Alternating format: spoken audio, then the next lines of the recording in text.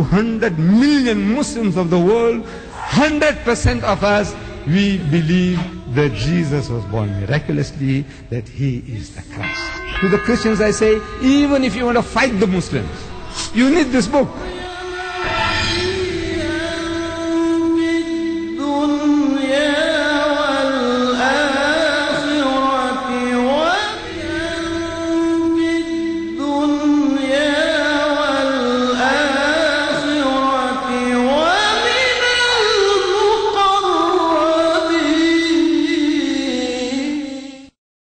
আজকে আমরা বেশ সৌভাগ্যবান। অনুষ্ঠানের শুরুতেই আজকে আমাদের এখানে পবিত্র কোরআন থেকে তেলাওয়াত করবেন ভাই মোহাম্মদ মোবারক। ভাই মোহাম্মদ মোবারক তার কোরআন তেলাওয়াতের জন্য খুবই বিখ্যাত। একটা কথা আছে যে কোরআন যদি সঠিক নিয়মে, সঠিক উচ্চারণে আর মন দিয়ে পড়া হয়, এই তেলাওয়াত তাহলে সবাইকেই মুগ্ধ করবে। তাহলে এখন আপনাদের সামনে পবিত্র কোরআন থেকে তেলাওয়াত করছেন ভাই মোহাম্মদ মোবারক। জাযাকাল্লাহ, থ্যাংক ইউ। আউযু বিল্লাহি মিনাশ শাইতানির রাজীম। বিসমিল্লাহির রহমানির রহিম।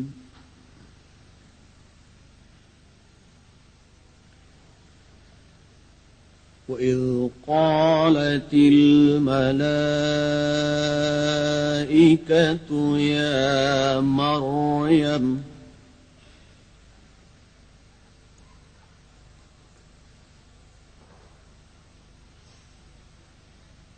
يا مريم إن الله اصطفاك وطهرك واصطفاك على نساء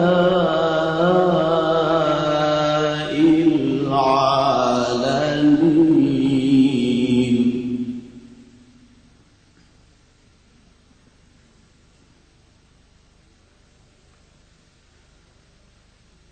يا مريم اقنتي لربك واسجدي واركعي مع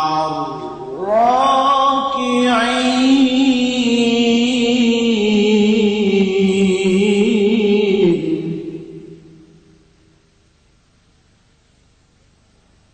ذلك من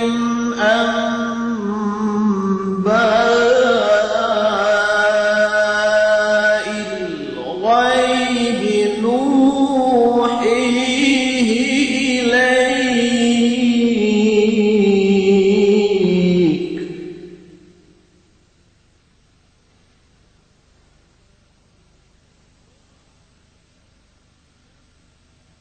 وما كنت لديهم إذ يلقون أقلامهم أيهم يكفل مريم.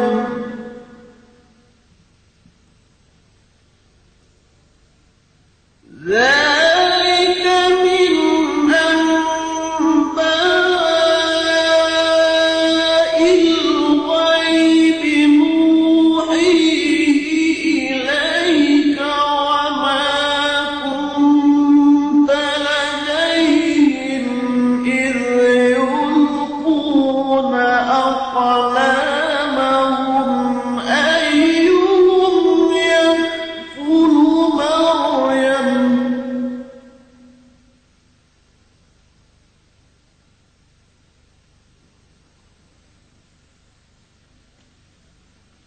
وما كنت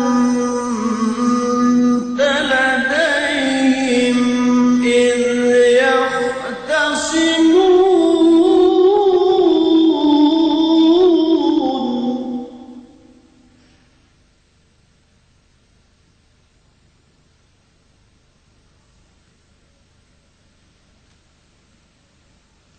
إذ قالت الملائكة يا مريم إن الله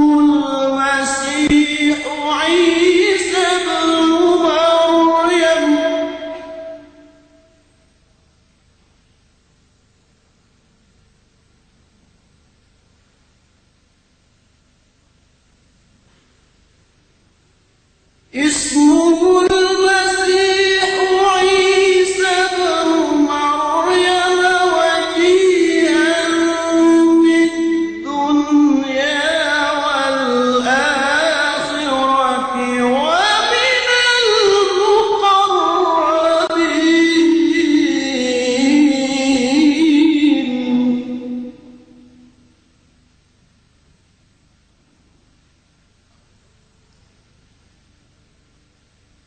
ويكلم الناس في المهد وكهلا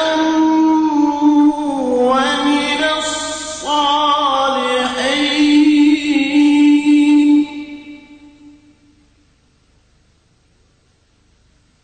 ويكلم الناس في المهد وكهلا ومن الصالحين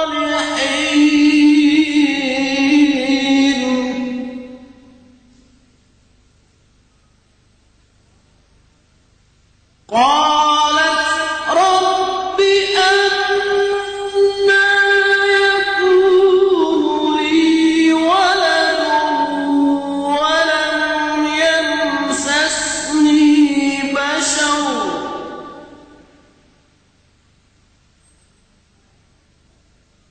قال كذلك الله يخلق ما يشاء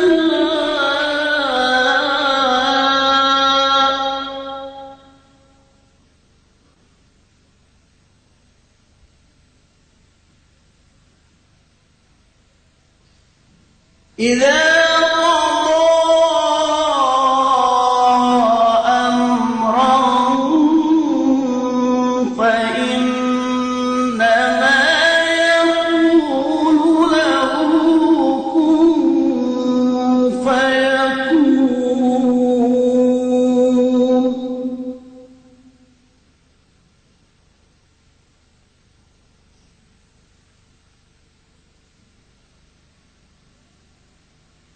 إذا قضى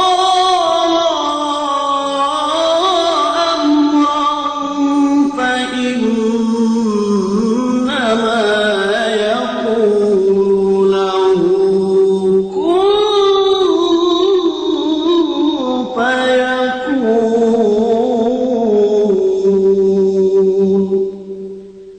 صدق الله العظيم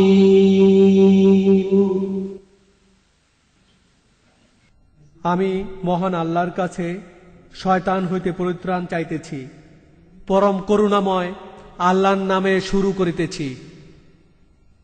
স্মরণ করো, ফিরিস্তাগণ বলিয়াছিল, হে মরিয়ম, আল্লাহ তোমাকে মনোনীত ও পবিত্র করিয়াছেন, বিশ্বের নারীগণের মধ্যে তোমাকে মনোনীত করিয়াছেন।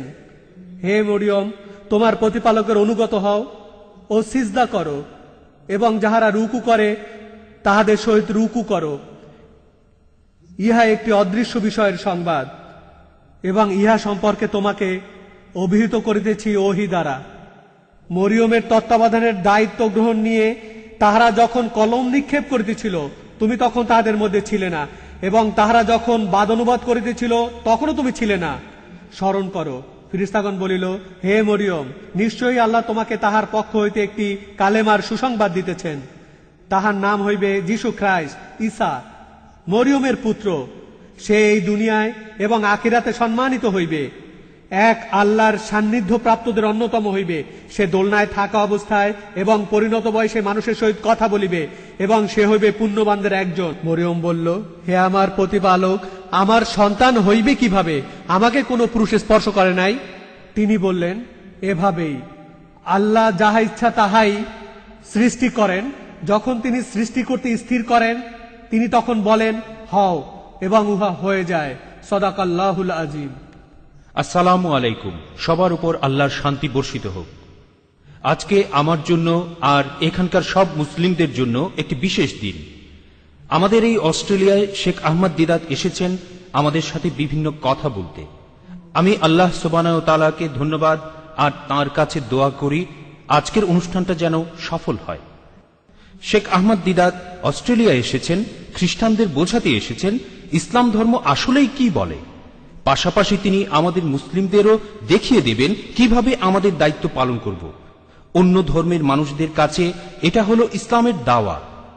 আর সবচেয়ে ইম্পর্টেন্ট ব্যাপার হলো তিনি আমাদের বোঝাতে পারেন যে মুসলিমরা তাদের ধর্ম নিয়ে গর্ব করতে পারে। আমরা একজন স্রষ্টাকেই মানি, আল্লাহ তাআলা। সকল প্রশংসা শুধুমাত্র তার জন্যই। আমি আপনাদের সবার পক্ষ থেকে শেখ আহমদ দিদাতকে ধন্যবাদ জানাচ্ছি আজকের অনুষ্ঠানে আমাদের মাঝে উপস্থিত থাকার জন্য।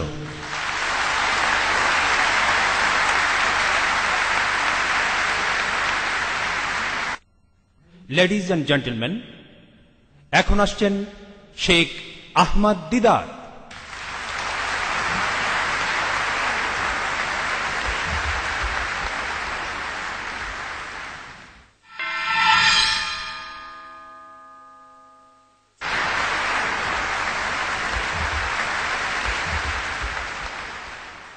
الحمد لله وحده والصلاة والسلام على من لا نبي بعده اللهم يا مفتح الأبواب ويا مسبب الأسباب ويا دليل الحائرين توكلت عليك يا رب العالمين وأفوض أمري إلى الله إن الله بصير بالعباد। মিস্টার চেয়ারম্যান এবং উপস্থিত ভাই ও বোনেরা, আজকের বিষয় ইসলাম ধর্মের যীশু খ্রিস্ট। যখন আমি প্রথমবারের মতো আমার নিজের শহর ডারবানে এই বিষয়টা নিয়ে কথা বলতে যাই, সেখানকার সিটি হলে এই বিষয়ের উপর লেকচার দিয়েছিলাম। আমার এই লেকচারের বিষয়টা যখন প্রচার করা হলো, সেখানে খ্রিস্টানদের মধ্যে তখন একটা আতঙ্ক ছড়িয়ে পড়ল যে এখানে নতুন এক লোক এসে নতুন একজন খ্রিস্ট বানাচ্ছে। আর সেখানে সিটি হলে আমার লেকচার শুরুর আগে নিশ্চিত করতে হয়েছে, সেখানে উপস্থিত খ্রিস্টানদের নিশ্চিত করতে হয়েছে যে মুসলমানরা আমরা অন্য কোনো খ্রিস্টকে মানি না। খ্রিস্ট কেবলমাত্র একজনই, আর তিনি হলেন যীশু খ্রিস্ট। তাদেরকে নিশ্চিত করতে হয়েছে সবকিছু।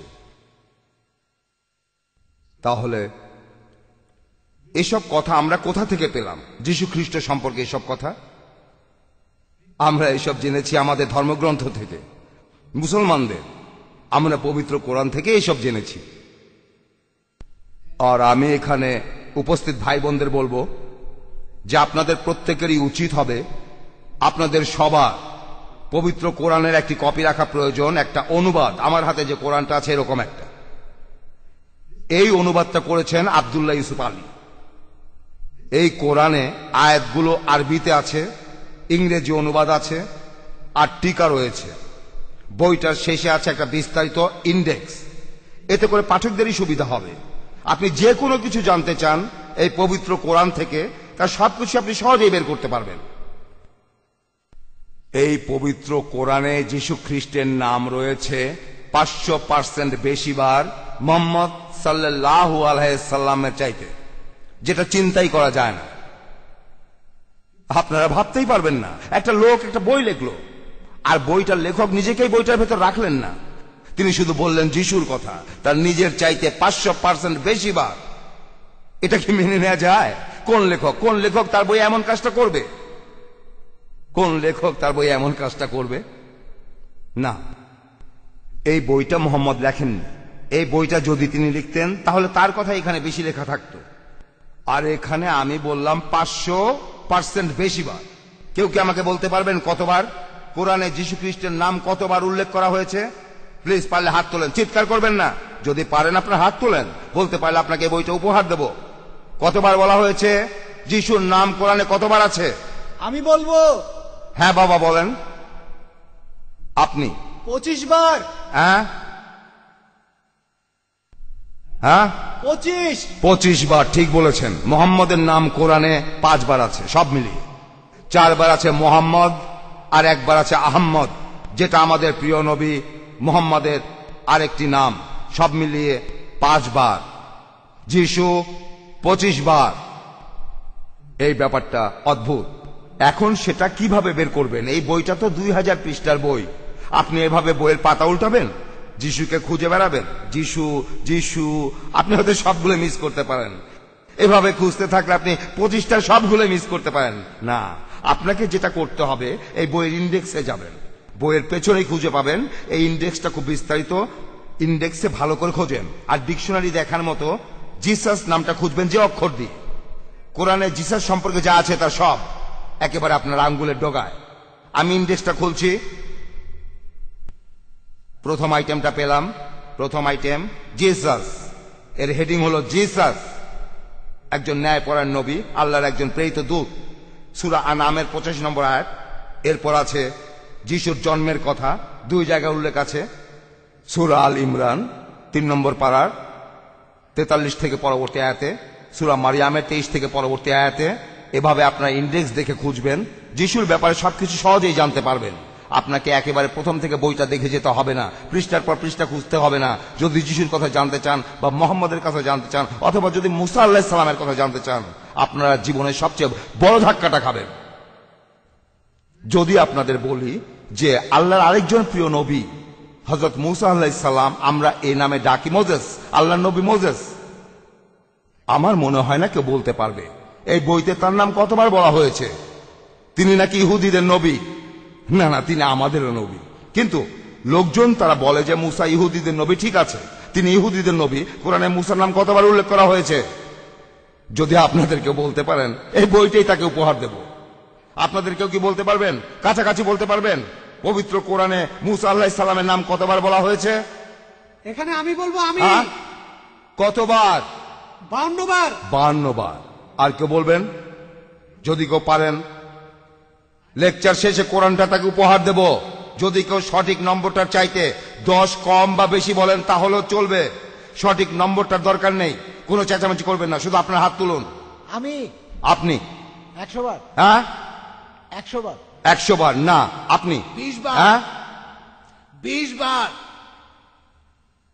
আর একজন বললেন 20, একজন বললেন 20। আর কেউ কি বলবেন? না, আমার মনে হচ্ছে কোরআনটা দক্ষিণ আফ্রিকায় নিয়ে যেতে হবে। সব মিলিয়ে 136 বার, সব মিলিয়ে 136 বার মুসা আলাইহিস সালামের নাম এই বইতে আছে। আর আপনারা সবাই মনে করেন যে আমরা খ্রিস্টের বিরুদ্ধে, আমরা ইহুদিদের বিরুদ্ধে। এই বই ইহুদি বিরোধী না, খ্রিস্টান বিরোধীও না। আপনারা এই বইটাকে এতদিন ভুলভাবে দেখে এসেছেন। একটা জোগাড় করেন, মুসলিম আর অমুসলিম সবাইকে বলছি এটার দরকার আছে। আর খ্রিস্টানদের বলছি, যদি আপনারা মুসলিমদের সাথে যুদ্ধ করতে যান, এই বইটা আপনাদের দরকার। কারণ এই বইটা আপনাদের বলবে কিভাবে মুসলমানরা চিন্তা করে। এভাবে আপনাদের যুদ্ধ কৌশল ঠিক করে নিতে পারেন যদি এই বইটা পড়া থাকে।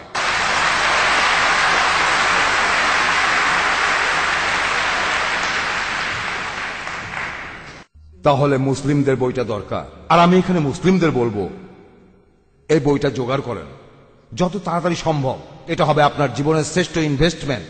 এই সেরা ইনভেস্টমেন্ট আমি করেছিলাম। এই বইটা আমি কিনেছিলাম 1935 সালে। 1935 সালে তখন আমার খরচ হয়েছিল 5 পাউন্ড। আই এম সরি, ভুল বলে ফেলেছি। খরচ হয়েছিল 2 পাউন্ড 10 সিলিং। 2 পাউন্ড 10 সিলিং, সেটা ছিল আমার পুরো মজুরির 50%। আমার মান্থলি বেতনের পুরো অর্ধেক। মাসে 5 পাউন্ড বেতন পেতাম, তার 2 পাউন্ড 10 সিলিং এখানে খরচ করলাম, অর্ধেক। এই নিয়ে মনে কোনো দুঃখ নেই, আমি ভুল করিনি, আমার জীবন বদলে গেল। আর সারা জীবন ধরে এই যে দাওয়া দিয়ে যাচ্ছে, সবই হয়েছে এই বইটার কারণে। জোগাড় করেন। এখানে উপস্থিত সবাইকে বলছি, আবারও বলছি, এই বইটা আপনারা পড়েন। আর যিশুর সম্পর্কে কথাগুলো পড়েন। তার জন্ম নিয়ে, যিশুর জন্ম। আজকের কারি তিনি কোরআনের এই আয়াতগুলো তেলাওয়াত করেছিলেন পবিত্র কোরআন থেকে।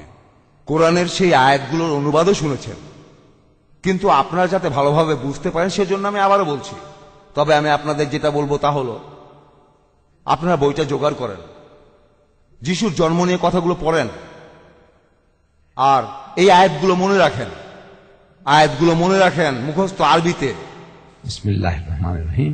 ওয়াইজ ক্বালাতিল মালাইকাতু ইয়া মারইয়াম, অর্থাৎ স্মরণ করো যখন ফিরিস্তাগণ বলিয়াছিল, হে মরিয়ম, ইন্নাল্লাহ আস্তাফাকি, আল্লাহ তোমাকে মনোনীত করিয়াছেন, ওয়া তাহারাকি, ও পবিত্র করিয়াছেন, ওয়াস্তাফাকি আলা নিসাইল আলামিন, এবং বিশ্বের নারীগণের মধ্যে তোমাকে মনোনীত করিয়াছেন। মরিয়ম যীশু খ্রিস্টের মা। কোরআন বলছে পৃথিবীর সব নারীদের মধ্য থেকে তাকে মনোনীত করা হয়েছিল। এখন আমি আপনাদের বলি, যীশু খ্রিস্টের মা মরিয়ম বা মা মেরিকে এতটা সম্মান কোনো বাইবেলেই দেয়া হয়নি। হোক সেটা প্রোটেস্ট্যান্ট ভার্সন বা রোমান ক্যাথলিক ভার্সন, আমার কাছে দুইটাই আছে। কোনো বাইবেলেই মরিয়মকে এই সম্মান দেয়া হয়নি। এরপরে আছে, या मरियम उकनुती लिरब्बिकी वस्जुदी वरकई मार राकिन। হে মরিয়ম, তোমার প্রতিপালকের অনুগত হও ও সিজদা করো, এবং যাহারা রুকু করে তাহাদের সহিত রুকু করো। ذلك من أنباء الغيب نوحيه إليك। ইহা অদৃশ্য বিষয়ের সংবাদ, এবং এই সম্পর্কে তোমাকে অবহিত করিতেছি ওহী দ্বারা। মনে রাখেন আয়াতগুলো আর তার অর্থ মনে রাখেন।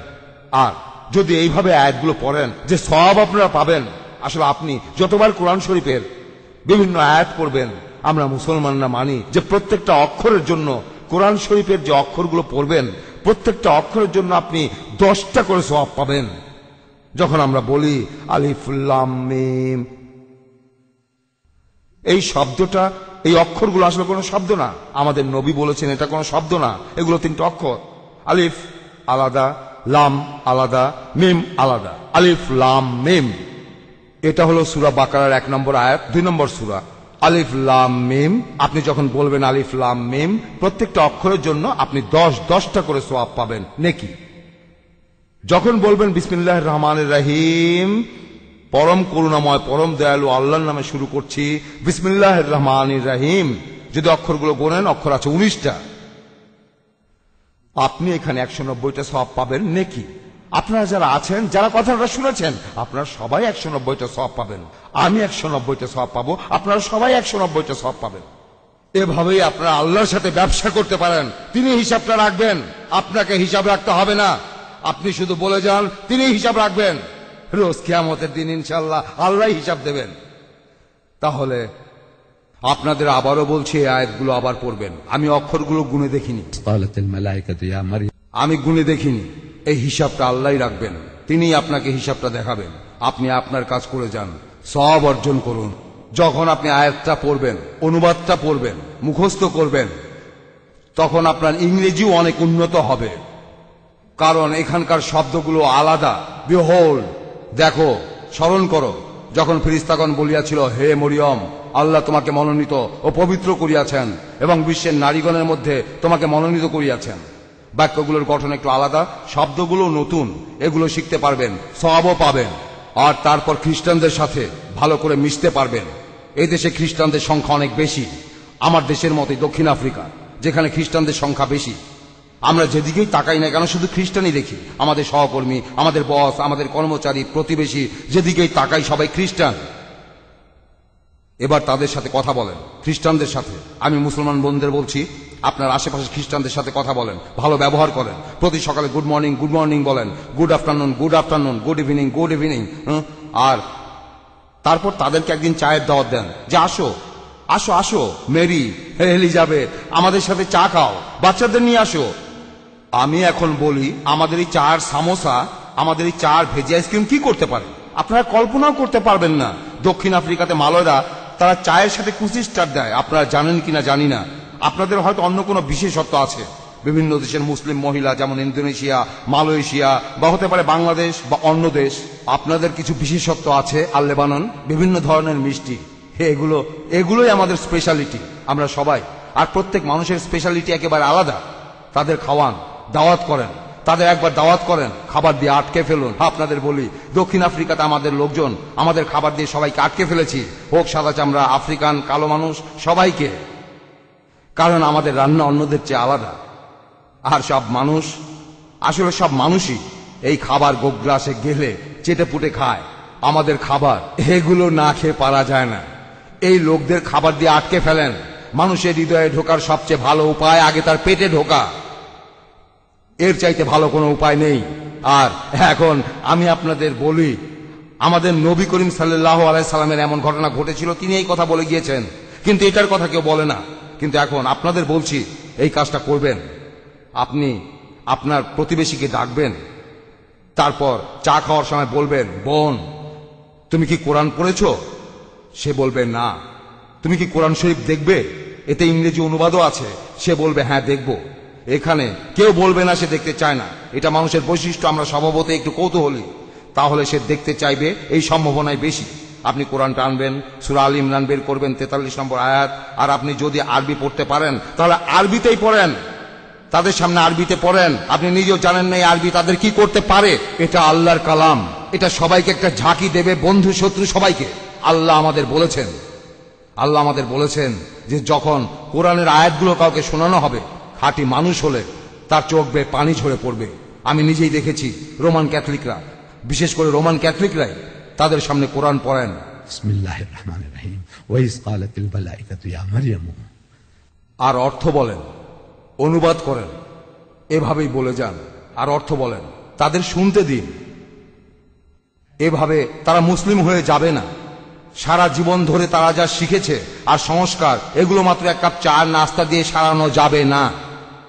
তারপরও তাদের সাথে কথা বলেন যে কোরআনে যীশুখ্রিস্ট সম্পর্কে এই কথাই আছে যে তিনি সৃষ্টিকর্তার একজন প্রেরিত দূত।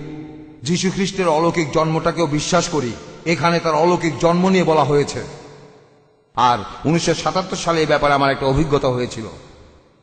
1977 সালে আমি ইন্দোনেশিয়া যাওয়ার প্ল্যান করেছিলাম, আমি এখনো যেতে পারিনি।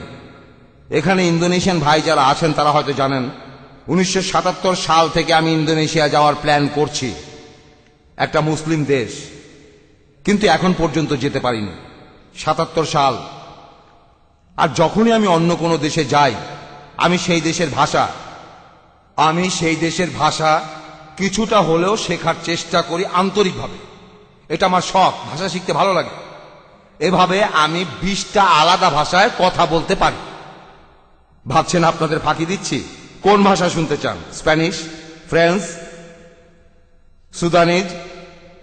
সুদানের ডিঙ্কা উপজাতীয়দের ভাষা থংজাং, ডিঙ্কা ভাষা, ডিঙ্কা উপজাতীয়দের ভাষা সোয়াহিলি, ইংলিশ, আফ্রিকান, জুলু।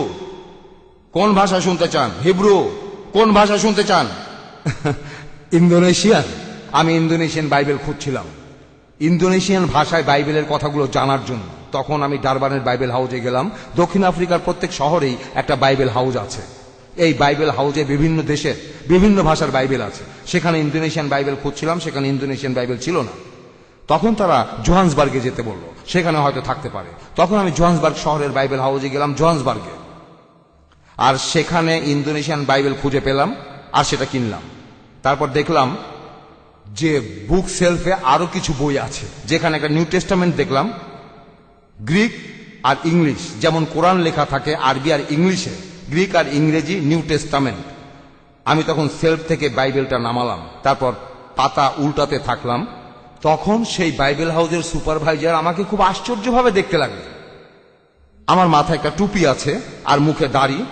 সে ভাবছিল যে এই লোক এত দামি বইটা নিয়ে কি করছে, এই বাইবেলটা অনেক দামি।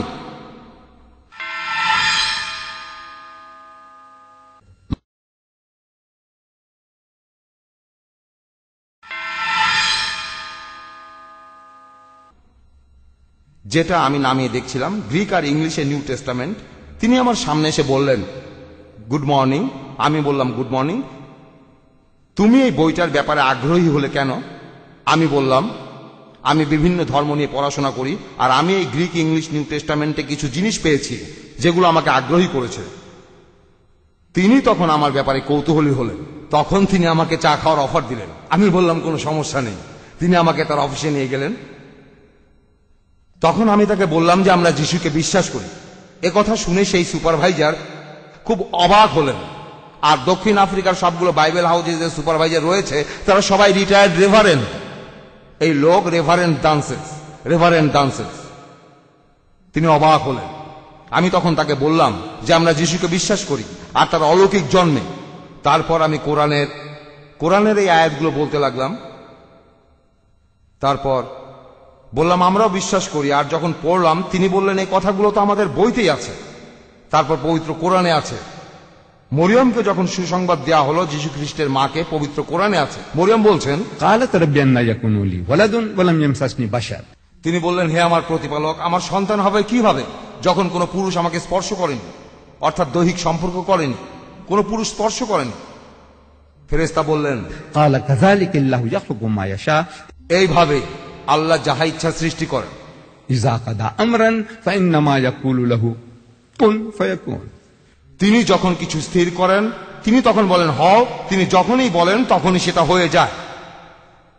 রেভারেন্ড যখন বললেন এই কথাগুলো তাদের বইতে লেখা আছে, আমি বললাম হ্যাঁ, বাইরের চেহারাটা একই রকম, কিন্তু যদি একটু ভালো করে দেখেন তাহলে দেখতে পাবেন যে আমার বই আর আপনার বই হলো চক অ্যান্ড চিজ। আপনারা কি চক অ্যান্ড চিজ জানেন? চক আর পনিরের মধ্যে পার্থক্যটা জানেন? কানাডিয়ানরা এই কথাটা শোনেনি। আমি কানাডায় যে যখন এই কথাটা বলি চক অ্যান্ড চিজ, তারা আগে এই শব্দটা কখনো শোনেনি। দক্ষিণ আফ্রিকাতে যারা ইংরেজিতে কথা বলে সবাই এই শব্দটা জানে, চক অ্যান্ড চিজ দুটো একই রকম দেখতে, সাদা, কিন্তু সম্পূর্ণ আলাদা জিনিস। চক খেতে পারবেন না, কিন্তু পনির খেতে পারবেন। কিন্তু কানাডিয়ানরা এই কথাটা শোনেনি, এই কথাটা আগে শোনেনি, তাই ভাবলাম আপনারাও হয়তো জানেন না চক আর পনিরের মধ্যে পার্থক্য। এই দুইটা অন্য কথায় দুই মেরুর জিনিস, কিন্তু কিভাবে? তখন বললাম যে বাইবেলে আছে, গসপেল অফ লুকে বলা হচ্ছে যখন মেরিকে সুসংবাদ দেয়া হলো যীশু খ্রিস্টের মাকে তার ভবিষ্যৎ পুত্র সম্পর্কে, সে তখন বলল কিভাবে আমার সন্তান হবে যখন আমি কোনো পুরুষকে চিনি না। বাইবেলের ভাষায় চেনা মানে যৌন সম্পর্ক। চেনা, কোনো পুরুষকে চেনা, তার সাথে যৌন সম্পর্ক। সে তো অনেক পুরুষকেই চেনে, তার চাচা, তার বাবা, পাড়া প্রতিবেশী, সে অনেক পুরুষকেই চিনত, কিন্তু এখানে অর্থটা আলাদা। চেনা বাইবেলের ভাষায় বলে যৌন সম্পর্ক। পবিত্র কোরআনে আছে কোনো পুরুষ আমাকে স্পর্শ করেনি, তাকে স্পর্শ করেনি, মানে যৌন সম্পর্ক। পবিত্র কোরআন আর বাইবেল এখানে একই কথা বলছে। এর উত্তরে কোরআন আর বাইবেলের কথা আলাদা। পবিত্র বাইবেলে মেরির এই কথার উত্তরে বলা হয়েছে যে তোমার নিকট পবিত্র আত্মা আসবেন। আমি এখানে আপনাদের বাইবেল থেকে উদ্ধৃতি দিচ্ছি, তোমার নিকট পবিত্র আত্মা আসবেন এবং সর্বশক্তিমানের শক্তিতে তোমাকে আচ্ছাদিত করবেন।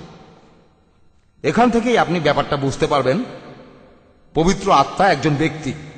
খ্রিস্টানরা ঠিক এমন কথাই বলে, পিতা একজন ব্যক্তি, পুত্র একজন ব্যক্তি, পবিত্র আত্মা একজন ব্যক্তি, কিন্তু তিনজন আলাদা নয়, আসলেই একজন। এই কথাটা আপনারা আগেও শুনেছেন। কিন্তু এখানে পবিত্র আত্মা মেরির কাছে আসবেন কিভাবে? এখানে আপনার মনে প্রশ্ন আসতে পারে যে কিভাবে? পুরুষ আর নারীর মতো, ষাঁড় আর গরুর মতো? কিভাবে সর্বশক্তিমান তাকে আচ্ছাদিত করবেন? কিভাবে? এখানে আপনি একটা ছবি পাচ্ছেন, বাইবেলের এই কথাগুলো একটা ছবি ভেসে ওঠে। কিভাবে পবিত্র আত্মা মেরির কাছে আসবেন? আমরা জানি যে এটা অলৌকিক, আমরা মানলাম এটা অলৌকিক, কিন্তু আপনারা যে ভাষা ব্যবহার করেছেন এই ভাষাগুলো মানুষের ভাষার মতো। আর কোরআন বলছে وَإِذَا قَضَى أَمْرًا فَإِنَّمَا يَقُولُ لَهُ كُن فَيَكُونُ। আল্লাহ যদি যিশুকে বাবা ছাড়া জন্ম দিতে চান, তিনি বলেন কুন, তিনি বলেন হও, আর সেটা হয়ে যায়। আল্লাহ কিছু সৃষ্টি করতে চাইলে সেটা হয়ে যায়। তখন আমি সেই রেভারেন্ডকে প্রশ্ন করলাম, এখন এই দুইটা বইয়ের মধ্যে আপনি বললেন যে দুইটা বই একই কথা বলছে, বললেন যে দুইটাতে একই কথা আছে, যিশু অলৌকিকভাবে জন্মেছেন, এটা নিয়ে কোনো দ্বিধা নেই। আমি বললাম এই দুইটার কোনটা আপনার মেয়েকে পড়তে দেবেন, এই কোরআনের কথা নাকি বাইবেলের কথা? আপনি বললেন দুইটা একই কথা। তিনি বললেন, তার মাথা লজ্জায় নিচু হয়ে গেল। তিনি বললেন তিনি তার মেয়েকে কোরআনের কথাগুলি শোনাবেন। তিনি হলেন রেভারেন্ড দান্তেস, জোহান্সবার্গ শহরে বাইবেল হাউসের প্রধান।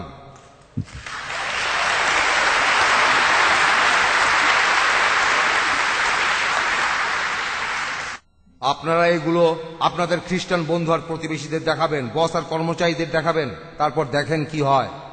যদি এভাবে কাজ না হয় আপনাদের অন্য পথ দেখাবো, তখন অন্য পথে চেষ্টা করবেন। তবে আল্লাহ তাদের সাথে আমাদের এভাবেই কথা বলতে বলেছেন।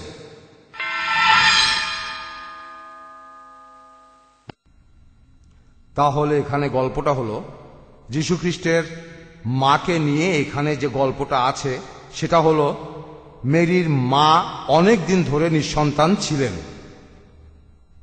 সে আল্লাহর কাছে প্রার্থনা করলো, হে প্রতিপালক, আমাকে একটি সন্তান দাও, আমি সেই সন্তানকে দিয়ে মন্দিরে সেবা করাবো, তোমার সেবার জন্য আমি তাকে উৎসর্গ করব। আল্লাহ তার প্রার্থনা শুনলেন আর সন্তোষত্ব হলো। তার স্বামী ছিল, তারপর সে সন্তান প্রসব করলো, একটি সন্তান, আর দেখা গেল সে সন্তানটা মেয়ে। সে তখন খুব হতাশ হলো। সে শপথ করেছিল যে সন্তান জন্মাবে সে ভেবেছিল তার একটি পুত্র সন্তান জন্ম হবে, পুত্র, কিন্তু দেখা গেল সন্তানটা মেয়ে। এখন সে কি করবে? সে তো প্রতিজ্ঞা করেছে। সে কিছুদিন অপেক্ষা করলো, আর মেরি যখন একটু বড় হলো, সে যখন নিজের যত্ন নিতে পারে, নিজের কাজগুলো করতে পারে, মা তখন তাকে মন্দিরে নিয়ে গেল সেখানে রাখার জন্য। আর জেরুজালেমে সেই মন্দিরের পুরোহিতরা তারা এই সুন্দর বাচ্চাটাকে দেখল। সবাই তার গডফাদার হতে চাইল। গডফাদার শব্দটা জানেন? পশ্চিমারা এইভাবেই বলে থাকে, এখানে গডফাদার মানে অভিভাবক। সবাই বলতে লাগলো, আমি তোমার মেয়েকে দেখব, আমি তোমার মেয়ের গডফাদার হব, আমি তাকে দেখব।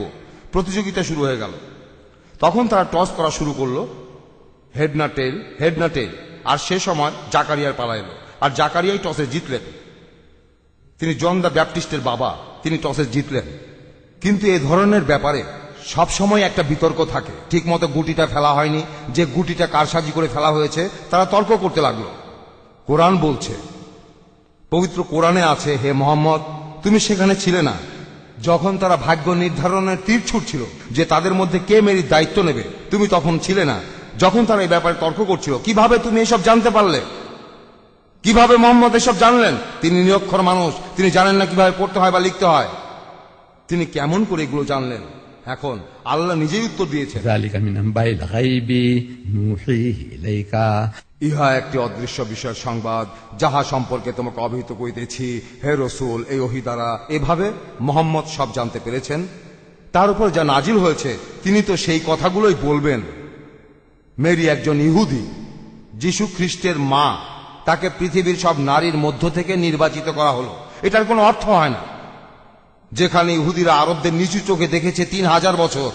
আপনারা কি জানেন নবী ইব্রাহিমের দুজন স্ত্রী ছিল, সারা আর হাজেরা, সারা আর হাগার। এখানে ইহুদিরা বলে যে আমরা সারার সন্তান। সারার গর্ভে ইব্রাহিমের সন্তান আইজাক, আইজাকের সন্তান জ্যাকব, তার সন্তান জুডাস, জুডাস আর তার 5 ভাই। ইসরায়েলের 12টা গোত্র জেকব, তারপরে ইসরায়েলের 12টা গোত্র। এভাবে আসলে ইহুদিরা মনোনীত সম্প্রদায়। এই সম্প্রদায় এসেছে ইব্রাহিমের অভিজাত বংশ থেকে, আইজাকের মাধ্যমে। ইসমাইল হল হাগারের সন্তান, বিবি হাজেরা। ইসমাইল তার প্রথম সন্তান, তার মাধ্যমে আরবরা এসেছে। আজকের দিনের আরবরা, নবী ইব্রাহিম তিনি ইহুদিদের পিতা, আরবদেরও পিতা। কিন্তু ইহুদিরা আরবদের নিচু চোখে দেখত 3000 বছর ধরে। এই আরবদের তারা বলতো হাগারিন। তাদের সাহিত্যকর্মে তারা আরবদের বলতো হাগারিন, অর্থাৎ হাগারের সন্তানেরা, বিবি হাজেরা। আর ইসলাম ধর্ম হলো হাগারিজম, হাগারের সন্তানদের ধর্ম বা আরবদের হাগারিজম। এই নামগুলো তারাই আমাদের দিয়েছে। ইহুদিরা আমাদের জ্ঞাতি ভাই। তারপর মোহাম্মদ এক ইহুদি মহিলাকে অনেক সম্মান দিচ্ছেন। এটা একেবারে অবিশ্বাস্য, বিশ্বাস করা যায় না। যদি মোহাম্মদই কোরআন লিখে থাকবেন তাহলে এমন কথা লিখবেন কেন? এটা খুবই হাস্যকর, ব্যাপারটা হাস্যকর। তিনি খ্রিস্টানদের আর আরবদের ছোট করছেন। তারা আশা করতে পারে কোন আরব মহিলাকেই সম্মান দেওয়া হবে, যে কোনো আরব মহিলাকে। এখানে মোহাম্মদ নিজের মাকেই সম্মান দেননি, নিজের স্ত্রীকে দেননি, মেয়েকে দেননি। আমরা মানি নবীজির মেয়ে ফাতিমা, তিনি বেহেশতে সব নারীদের নেতৃত্ব দেবেন। কিন্তু ফাতিমার নাম এই কোরআনের কোথাও লেখা নেই। তার নাম এখানে লেখাই নেই। মোহাম্মদের মায়ের নাম এখানে নেই। তার একজন স্ত্রীর নামও কোরআনে লেখা নেই। এই বইটা খুব অদ্ভুত। আর লোকজনও ধাঁধায় পড়ে যায়। যখন তারা এমন কোন বই পায়, কেউ উপহার দিল, তারা মোহাম্মদের নাম খুঁজতে থাকে, তার পারিবারিক ইতিহাস, আর কিছুই খুঁজে পায় না। জানতে চায় যে তার বাবা কে, এমনকি তার বাবার নামও এখানে নেই। জানতে চান তিনি কোথায় জন্মেছেন, সেটাও লেখা নেই। এটা কি জানেন? তার বাবাকে, তার মাকে, তিনি কোথায় জন্মেছেন, কোথায় মারা গেছেন, কিছুই না, কিছুই লেখা নেই। কেন? যিশুর জন্ম সংবাদের কথা নিয়ে কোরআনে 2 জায়গায় সেটার বর্ণনা আছে, 2 জায়গায়। মোহাম্মদের জন্ম নিয়ে কিছুই লেখা নেই। মোহাম্মদের নাম রয়েছে 5 বার, যিশুর নাম 25 বার, মুসার নাম 136 বার। না, এই কোরআন আসলে বিস্ময়কর বই। এখানে পশ্চিমারা, তারা এসব বইতে অভ্যস্ত না। তারা যেসব বই পড়ে তাতে লেখা থাকে অনেক দিন আগের কথা। তারা কোনো বইতে এই ধরনের কথার সাথেই অভ্যস্ত। সবকিছুই হয়তো অনেক দিন আগের কথা, অনেক দিন আগের কথা। তারা এই ধরনের কথা খুঁজে বেড়ায়। আর কোরআনে এই ধরনের কথাবার্তা নেই, এমন কথা নেই। এখানে সবকিছুই অল্প কথা লেখা আছে। সেজন্য আপনাদের প্রয়োজন একটা ইন্ডেক্স। আর যে বিষয়টা আপনাদের কাছে ইন্টারেস্টিং মনে হবে, ইন্ডেক্স দেখে সেই বিষয়টাতে চলে যেতে পারবেন। এই কোরআন যত তাড়াতাড়ি পারেন এই বইটা জোগাড় করেন, এই বইটা। এখন আমরা মুসলিমরা বিশ্বাস করি যে যীশু খ্রিস্ট সৃষ্টিকর্তার প্রেরিত রাসূলদের মধ্যে একজন। যে তিনিই হলেন মসীহ আমাদের ত্রাণকর্তা, যার অর্থ খ্রিস্ট।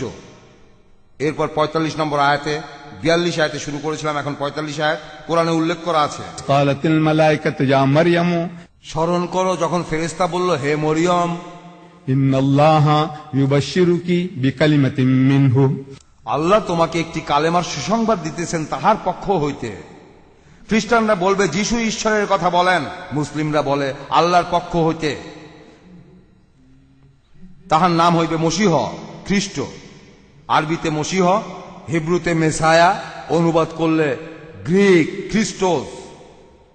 এখন খ্রিস্টোস একটা বড় শব্দ, তারা শেষের অসটা বাদ দিল, হয়ে গেল খ্রিস্ট। খ্রিস্ট অর্থ যার কথা বলা হয়েছে, মেসায়া মানে যার কথা বলা হয়েছে, মসীহ অর্থ যার কথা বলা হয়েছে। এই সবগুলো শব্দের অর্থ আসলে একই। اسمه المسيح وعيسى ابن مريم মরিয়ম তনয় ঈসা, وجيها في الدنيا والآخرة সেই দুনিয়া ও আখিরাতে অত্যন্ত সম্মানিত হইবে, ومن المقربين এবং সে আল্লাহর সান্নিধ্য প্রাপ্তদের অন্যতম হইবে। খ্রিস্টানরা বলে যে যিশু ঈশ্বরের ডান দিকে বসে আছেন। কোরআন বলছে যিশু আল্লাহর সান্নিধ্য প্রাপ্তদের অন্যতম হবেন। আমি আমার খ্রিস্টান ভাইদের বলবো, দেখেন, আপনারা যা বলছেন তা মেনে নিচ্ছি, তিনি ঈশ্বরের ডান পাশে বসে আছেন, তবে বাস্তবে নয়, শারীরিকভাবে নয়। আপনার ঈশ্বরের কোনো আকার নেই যে তিনি বসে আছেন একটা সিংহাসনে আর যীশু খ্রিস্ট তার ডান দিকে একটা টুলে বসে আছেন। না, এটার কোনো মানে হয় না যে সর্বশক্তিমান ঈশ্বর, যিনি এই বিশ্ব জগতের স্রষ্টা, যার পাশে যিশু একটা মাছির মতো, একটা পোকা, কি বলবো আর, একটা একেবারে ছোট একটা পরমাণু, যা আর কিভাবে বলা যেতে পারে, আর কিভাবে বলতে পারি, একটা ক্ষুদ্রাতি ক্ষুদ্র ব্যাকটেরিয়া একটা টুলের উপর, এটা কোন ধরনের সম্মান? না না, আমরা প্রাচ্যের লোকেরা যখন আমরা ডান হাতের কথা বলি, আমরা এটা সম্মান দেখাতে বলি। এ লোক আমার ডান হাত, তার মানে এই নয় সে আমার ডান পাশে বসে আছে। সে আমার বাম পাশেও বসে থাকতে পারে, সে আমার পেছনে থাকতে পারে, আমার সামনেও থাকতে পারে। সে আমার ডান হাত, আমার কথা বলতে হবে। একটা সমস্যা হয়েছে, আমি কিছু আলোচনা করব, আমি আমার ডান হাতের সাথে আলোচনা করি, কিন্তু যে আমার ডান হাত সে বাম পাশে বসে আছে। না না, এই কথাগুলো দিয়ে আমরা বোঝাই যে কোনো লোক খুব গুরুত্বপূর্ণ জায়গায় বসে আছে, আমার খুব কাছে। এখানে আসলে এই কথাটাই বোঝানো হচ্ছে। তাহলে বলা হচ্ছে ডান হাত, যীশু খ্রিস্ট ঈশ্বরের ডান পাশে বসে আছে, কিন্তু যীশু বাস্তবে বসে নেই, তাকে সম্মান দেওয়া হচ্ছে। যীশু খ্রিস্ট আসলে ডান দিকে বসে নেই। তাহলে এই যে কথাগুলো আমরা দেখতে পারি একটু অন্যভাবে, আমাদের ব্যাখ্যাটা মেনে নেওয়ার প্রয়োজন নেই, কোনো প্রয়োজন নেই, কিন্তু বলবেন যে এই কথাটাই বেশি যুক্তিপূর্ণ, যে যীশু ঈশ্বরের কাছে খুবই গুরুত্বপূর্ণ। আর ويكلم الناس সে মানুষের সাথে কথা বলবে في المهد وكحلا শৈশবকালেও পরিণত বয়সে, ومن الصالحين এবং সে হইবে পুণ্যবান ব্যক্তিদের মধ্যে একজন। এই হলেন যিশু, তিনি শৈশবে এবং পরিণত বয়সে কথা বলবেন, এবং সে হবে পুণ্যবান ব্যক্তিদের মধ্যে একজন।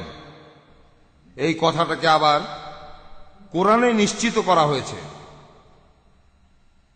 এই কথাগুলো রয়েছে সূরা আল ইমরানে, সূরা মারিয়ামে এটাকে নিশ্চিত করা হয়েছে যে তিনি মানুষের সাথে কথা বলবেন যখন তিনি শিশু, অর্থাৎ তার মায়ের কোলে।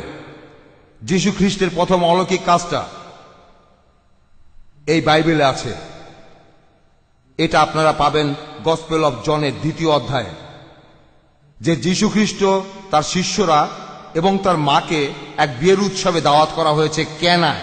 ক্যানা হলো একটা জায়গার নাম, ক্যানার একটা বিয়ের উৎসব।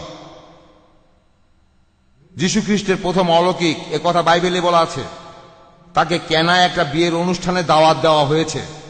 সেখানে অতিথিদের মদে ঘাটতি পড়ল। যিশুর মা আসলেন, বুক অব জন 2য় অধ্যায়, সেখান থেকে বলছি। যিশুর মা এসে বললেন, বাবা দেখো এই লোকগুলোর মদে ঘাটতি হয়েছে, আমি জানি তোমার কিছু রহস্যময় ক্ষমতা আছে, রহস্যময় ক্ষমতা, এদের সমস্যাটা সমাধান করে দাও। এই অনুরোধটা করেছিলেন যীশু খ্রিস্টের মা। যিশু তখন তাকে বললেন, নারী নারী, এদের ব্যাপারে আমি কি করতে পারি? নারী, এদের ব্যাপারে আমি কি করতে পারি? আমার সময় এখন উপস্থিত হয়নি। এখন আপনি যদি কাজটা না করতে চান, তাহলে সেই কথাটা আরো ভালোভাবে বলা যায় যে, মা দেখো, হ্যাঁ আমি খুব ক্লান্ত, আমাকে ক্ষমা করো। আপনার নিজের মাকে নারী বলে ডাকার কোনো দরকার নেই। এই শব্দটা দিয়ে সম্বোধন করা হয় কোনো পতিতাকে? না না, এই বাইবেলেই যিশু নারী বলে ডেকেছেন একজন পতিতাকে। এক মহিলা ব্যভিচার করার সময় ধরা পড়েছিল। বাইবেলে আছে বুক অফ জন 8 অধ্যায়। এক মহিলা, ইহুদিরা যিশুর কাছে এক মহিলাকে নিয়ে আসলো। তারা বলল, প্রভু, এই মহিলাকে আমরা দুষ্কর্মের সময় ধরে ফেলেছি, আমরা এখন একে কি করব? আসলে তারা একটা ফাঁদ পেতেছিল। তারা এখানে কোনো উত্তর চাচ্ছিল না। যদি যিশু বলেন তোমরা এই মহিলাকে ছেড়ে দাও, তারা বলবে এই লোকটা ঈশ্বরের নবী না। আর বুক অব লেভিটিকাস, আমাদের তাওরাত, সেখানে লেখা আছে ব্যভিচারকারী পুরুষ ও নারীকে পাথর নিক্ষেপ করে হত্যা করা হবে। যিশু কি মেসায়া? সে কি আসলে ঈশ্বরের নবী? যদি যিশু মহিলাকে ছাড়তে বলে, সে নবী নয়। আর যদি বলে পাথর মেরে তাকে হত্যা কর, আর রোমান সাম্রাজ্যে ব্যভিচারের জন্য মৃত্যুদণ্ড দেওয়া হতো না। যদি রোমানরা বলে কেন এই মহিলাকে হত্যা করলে, তারা বলবে আমাদের মেসায়া মারতে বলেছেন। এভাবে তারা যিশুকে একটা ফাঁদে ফেলল। সরকারের সাথে যিশুর বিরোধ হবে, রাষ্ট্রের আইনের সাথে। এখানে ইহুদিরাই জিতবে। হেড পড়লে আমি জিতবো, টেল পড়লে তুমি হারবে। যিশু তখন কি করবেন? তিনিও একজন ইহুদি। আর এই ইহুদিরা সবাই এক একটা জিনিয়াস। আমি বলছি আপনাদের, না না, তারা আমাদের জ্ঞাতি ভাই। তারা বুদ্ধির খেলায় আমাদের হারিয়ে দিয়েছে। আমরা সব সময় বুদ্ধিতে হেরেছি। ধরেন এদের সাথে একটা চুক্তি করবেন। হয়তো জানেন এটা রেজুলেশন 342 নাকি 242, সেখানে বলা হয়েছিল যে তারা দখলকৃত অঞ্চলগুলো সব ছেড়ে দেবে শান্তির জন্য, অকুপাইড টেরিটরি। তখন তারা বলল, এই যে আমরা সরে আসলাম, এবার তোমরাও দখল জায়গাগুলো ছেড়ে দাও। মুসলমানরা বলল যে না, তোমরা এখনো অকুপাইড টেরিটরি ছেড়ে দাওনি। তারা বলল আমরা দা অকুপাইড টেরিটরি বোঝাইনি। রেজুলেশনে লেখা আছে অকুপাইড টেরিটরি। তাহলে এই যে জায়গাগুলো, এগুলো অকুপাইড টেরিটরি না? হ্যাঁ, সেটা বললে এখানে পুরো জায়গা বোঝানো হবে 1967 সালের আগের গুলো না। আমরা সেগুলোর ব্যাপারে বলছি না। তারা বলল অকুপাইড টেরিটরি, তারা দা অকুপাইড টেরিটরি বলেনি। আমরা হেরে গেলাম, আমরা হেরে গেলাম। হ্যাঁ, না, তারা আমাদের হারিয়ে দিয়েছে আমাদের জ্ঞাতি ভাই। আল্লাহ তাদের বুদ্ধি দিয়েছেন। আর এভাবে আমরা তাদের কাছ থেকে কিছু জিনিস শিখেছি, তাদের ষড়যন্ত্রকে ঠেকানোর জন্য। মান তাআল্লামা লুগাতা কওমিন আমানা শাররা। আপনি যদি কোনো জাতির ভাষা জানেন, তাহলে তাদের ষড়যন্ত্রকে এড়িয়ে যেতে পারবেন। আমরা জানি না, আমরা এখনো পারি না। ইহুদিদের সাথে বুদ্ধির খেলায় জিতে যাওয়া পারি না, আমরা এখনো পারি না। এবারে আমরা আসল কথায় আসি। যিশু এখন কি করবেন? তিনি বললেন, তোমাদের মধ্যে যে লোক একেবারে নিষ্পাপ, সে প্রথম পাথরটা মারবে। তোমাদের মধ্যে যারা একেবারে নিষ্পাপ, তারা শুরু করো, পাথর মারো। আর এই কথা বলেই যিশু মাটিতে বসে পড়লেন আর বালির উপর দাগ কাটতে লাগলেন। আমি এখানে বাইবেল থেকে উদ্ধৃতি দিচ্ছি। যিশু বালির উপর দাগ কাটতে লাগলেন, বালির মধ্যে যিশু দাগ কাটতে লাগলেন। আমি খ্রিস্টানদের প্রশ্ন করছি, যিশু সেখানে কি লিখেছিলেন? কেউ জানে না। আমি আপনাদের বলি, আমার সারা জীবনে এমন কোন খ্রিস্টানকে পাইনি যে বলতে পেরেছে যিশু কি লিখেছিলেন। আমি বলছি, আপনারা খ্রিস্টানদের প্রশ্ন করে দেখেন যিশু কি লিখেছিলেন, কেউ জানে না। আমি এখন বলবো আমার থিওরি, আমার ভুলও হতে পারে। আমার মতে যিশু সেই লোকগুলোর নাম লিখছিল যারা তার পেছনে দাঁড়িয়েছিল। মানুষের স্বভাব এমনই, কৌতূহলী। যখন কেউ কিছু লিখছে, আমরা জানতে চাই সে কি লিখছে। তখন যারা সেই মহিলাকে মারতে চেয়েছিল, তারা সেই লেখাগুলো দেখলো। সেখানে জোড়ায় জোড়ায় নাম লেখা আছে। যে লোক যিশুর পেছন থেকে দেখছে, ধরেন সে জন, তার সাথে এলিজাবেথ নামে এক মহিলার ব্যভিচারের সম্পর্ক আছে। যিশু লিখলেন জন আর এলিজাবেথ। জন ভাবলো, এই লোকটা আমার ব্যাপারে জানে। কিভাবে জানলো? লোকটা আমার কথা জানে। পরের জন ম্যাথিউ, লেখা হলো ম্যাথিউ আর মেরি। আরে, এই লোক আমার ব্যাপারে জানে, এই লোকটা আমার ব্যাপারে সবকিছু জানে। ম্যাথিউ চলে গেল। যে লোকই যিশুর পিছনে এসে দাঁড়ায়, যিশু অলৌকিক ক্ষমতায় সেই লোকের নাম লিখতে লাগলেন জোড়ায় জোড়ায়। তুমি যেই হও, তোমার নাম স্মিথ। এই স্মিথ লোকটার সাথে রোজেটা নামে এক মহিলার সম্পর্ক আছে, এরকম। যেই পেছনে এসে দাঁড়ালো, যিশু তাকেই ছক্কা মারলেন সেই লেখা দিয়ে। এই লেখা দিয়ে তিনি সবাইকে ছক্কা মেরে দিলেন। অনেকটা সেই ডন ব্র্যাডম্যানের মতো, আপনাদের ক্রিকেটার এমসিসি, তাই না? সেটা আসলে মেলবোর্ন।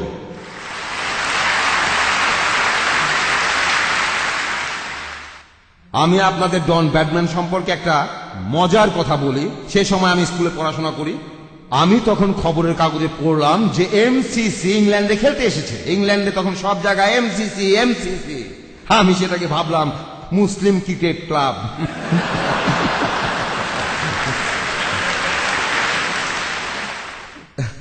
না, বিশ্বাস করেন আমি এমনটাই ভেবেছিলাম। আমি তখনও মেলবোর্নের নাম শুনিনি, এমনকি অস্ট্রেলিয়া নামে একটা দেশ আছে তাও জানি না। তখন বয়স কম, তাই ভাবলাম ডন ব্র্যাডম্যান, এমসিসি এমসিসি। আমি সাপোর্ট করলাম, তাদেরকেই সাপোর্ট করলাম। কারণটা জানেন? এটা মুসলিম ক্রিকেট ক্লাব ভেবেছিলাম।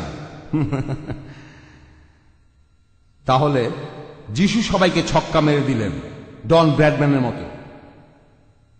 তারপর যিশু মাথা তুললেন আর মহিলাকে জিজ্ঞাসা করলেন, এই লোকগুলো সব কোথায় গেল? যারা তোমার বিচার করতে চাচ্ছিল তারা কোথায় গেল? মহিলা বলল, প্রভু, তারা সবাই চলে গেছে। যিশু তাকে বললেন, যাও আর পাপ করো না। এই ইহুদিরা যিশুকে ফাঁদে ফেলতে চেয়েছিল, আর যিশুই বলেছেন এরা সবাই ব্যভিচারী, সবাইকে পাথর মেরে হত্যা করা উচিত। আর তোমরা এই মহিলার বিচার করছো? তোমরা যদি এই মহিলাকে হাতে নাতে ধরে থাকো তাহলে পুরুষটা কোথায়? পুরুষ লোকটা কোথায়? এখন বলো, পুরুষ লোকটা কোথায়? তোমরা তাকে হাতে নাতে ধরেছো, ভালো। মহিলাটা কি করছিল আর পুরুষটা কি করছিল? পুরুষ লোকটা কোথায় গেল? না না, তোমরা শুধু এই মহিলার বিচার করতে চাও। তোমরা সবাই অসৎ। যেহেতু এই মহিলা দুর্বল, তোমরা তাকে শাস্তি দিতে চাও। তাই যিশু তার মায়ের সাথে কথা বললে সে অন্যভাবে কথা বলতেন। তাকে নারী নারী বলে ডাকতেন না। একইভাবে তিনি সম্বোধন করেছেন পতিতাকে নারী। আমি বিশ্বাসই করতে পারি না। যেভাবে আপনি একজন পতিতাকে সম্বোধন করেন, একইভাবে কি আপনার মাকেও সম্বোধন করবেন? আপনাদের ভাষায়, হিব্রু ভাষায় মা বলে কি কোনো শব্দ নেই? উম্মা আরবি ভাষায়, হিব্রু হতেও একই রকম। ইংরেজিতে মাদার, গুজরাটি ভাষায় মা, উর্দু ভাষাতেও মা অথবা আম্মা। প্রত্যেক ভাষাতেই আছে।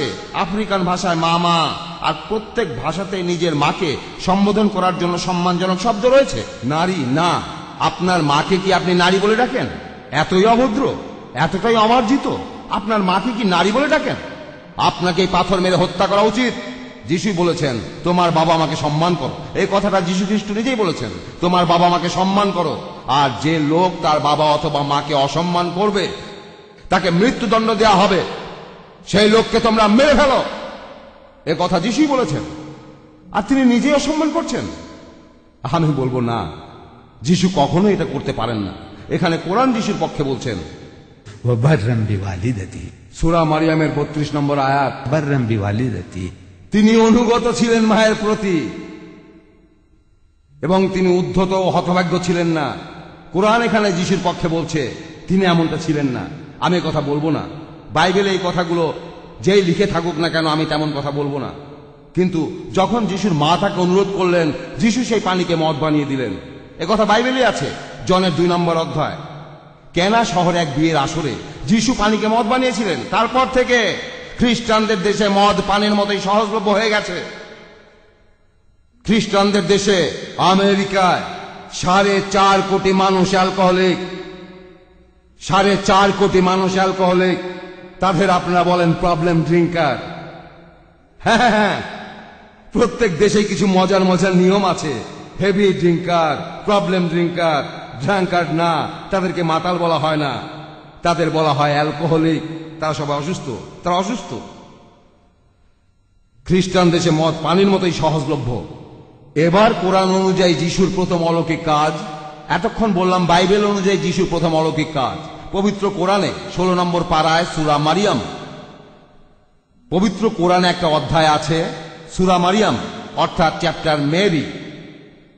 এই মেরি বা মরিয়ম কে? মুহাম্মদের মা? না না না, তিনি যিশু খ্রিস্টের মা। যিশুর মায়ের সম্মানে পবিত্র কোরআনে একটা সূরা আছে 16 নম্বর পারায়, সূরা মারিয়াম। আমি বলবো যে যিশু খ্রিস্টের মা মেরি বা মরিয়মকে এত সম্মান বাইবেলেও দেয়া হয়নি। এই কথাটা জানেন? বাইবেলে মেরির নামে কোনো চ্যাপ্টার নেই। এটা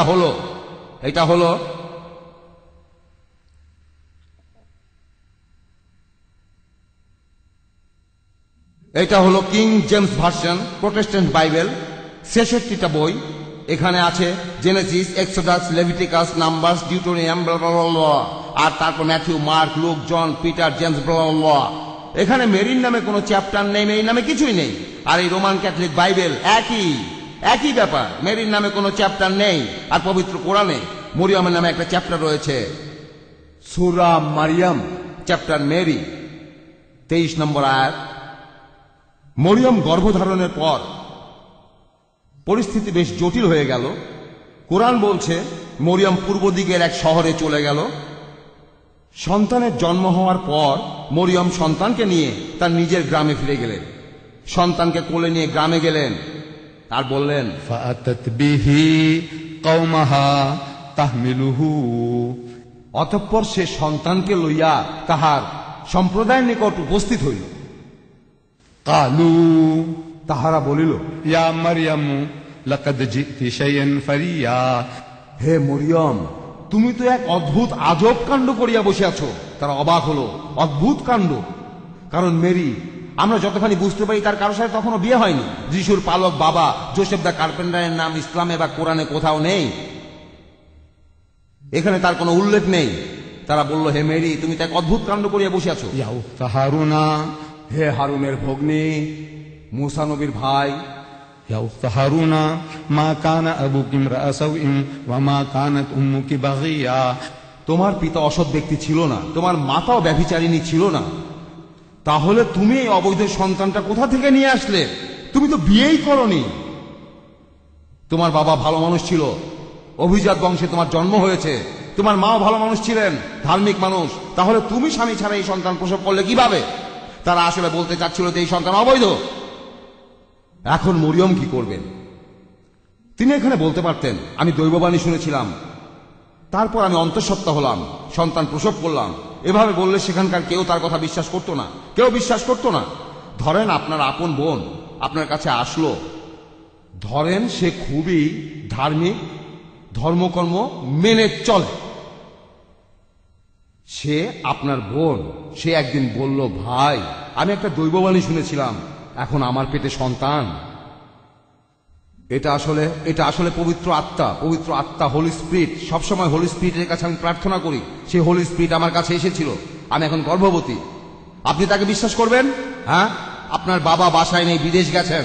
তখন আপনার মা বলল, আমার সোনা শোনো, আমি তোমার বাবাকে স্বপ্নে দেখেছি, আর এখন আমি গর্ভবতী হয়েছি। আপনি বিশ্বাস করবেন আপনার মাকে বা বোনকে?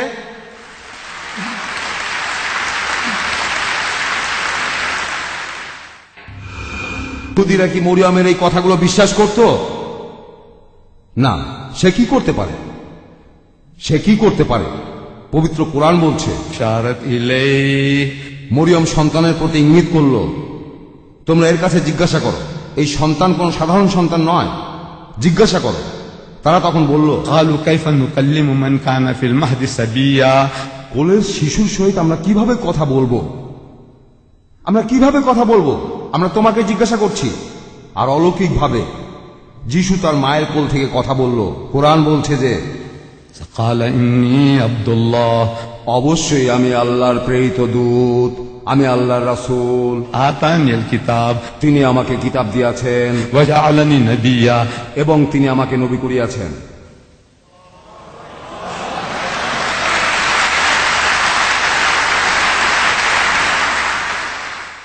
শিশু বয়সে তিনি তার মাকে সমালোচকদের হাত থেকে বাঁচিয়েছেন। যারা তার মাকে বিভিন্ন রকম প্রশ্ন করছিল, তিনি তার উত্তর দিয়েছিলেন। যিশুর প্রথম অলৌকিক কাজ কোরআন অনুযায়ী যে শিশুকালে তিনি তার মায়ের হয়ে কথা বলবেন। এখন আপনারাই বেছে নিন, কোনটা আপনারা বেছে নেবেন? পানিকে মদ বানানোটা যিশুর প্রথম অলৌকিক, নাকি এটা শিশুকালে তার মায়ের হয়ে কথা বলা? এখানে আপনারাই বেছে নিন। মুসলমানরা শুধু বলছে যীশু খ্রিস্ট সম্পর্কে আমরা এই কথাটাই বিশ্বাস করি, আর তিনি হলেন মেসায়া, মসীহ। পবিত্র কোরআনে আছে, সূরা ইমরানের 45 নম্বর আয়াতে, إذ قالت الملائكة يا مريم إن الله يبشرك بكلمة منه। আল্লাহ তোমাকে একটি কালেমার সুসংবাদ দিতেছেন, তাহার নাম হইবে মসীহ, অর্থাৎ খ্রিস্ট। তাহার নাম হইবে খ্রিস্ট। আমরা মুসলিমরা বিশ্বাস করি যে যিশুই হলেন খ্রিস্ট, আর কোন খ্রিস্ট নেই। আছে? মুসলমান অন্য কোন খ্রিস্টকে বিশ্বাস করে না। কোরআন বলছে, اسمه المسيح তাহার নাম হইবে মসীহ, অর্থাৎ খ্রিস্ট। আর বাইবেল আমাদের বলছে, পবিত্র বাইবেল আমাদের বলছে একটা পরীক্ষার কথা, কিভাবে আসল নবী আর নকল নবী আলাদা করব। জনের ফার্স্ট এপিস্টলে আছে, সেন্ট জনের একটা গসপেল আছে, সেটা এক জিনিস। এটা হলো epistle of John, first epistle of John 4 অধ্যায় 1 অনুচ্ছেদ বলা আছে, প্রিয়জনেরা, জন বলছেন, প্রিয়জনেরা, সকল আত্মাকে বিশ্বাস করো না, পরীক্ষা করো তারা ঈশ্বরের প্রেরিত কি না, কারণ এই পৃথিবীতে অনেক নকল নবী এসেছে। আমি এখানে শুধু বাইবেলের উদ্ধৃতি দিচ্ছি, জনের ফার্স্ট এপিস্টল 4 অধ্যায় 1 অনুচ্ছেদ। প্রিয়জনেরা, প্রিয়জনেরা, প্রিয় ভাই ও বোনেরা, সব আত্মাকে বিশ্বাস করো না। যদি কোনো আত্মা তোমার কাছে এসে কিছু বলে, প্রথমে বিশ্বাস করে ফেলো না।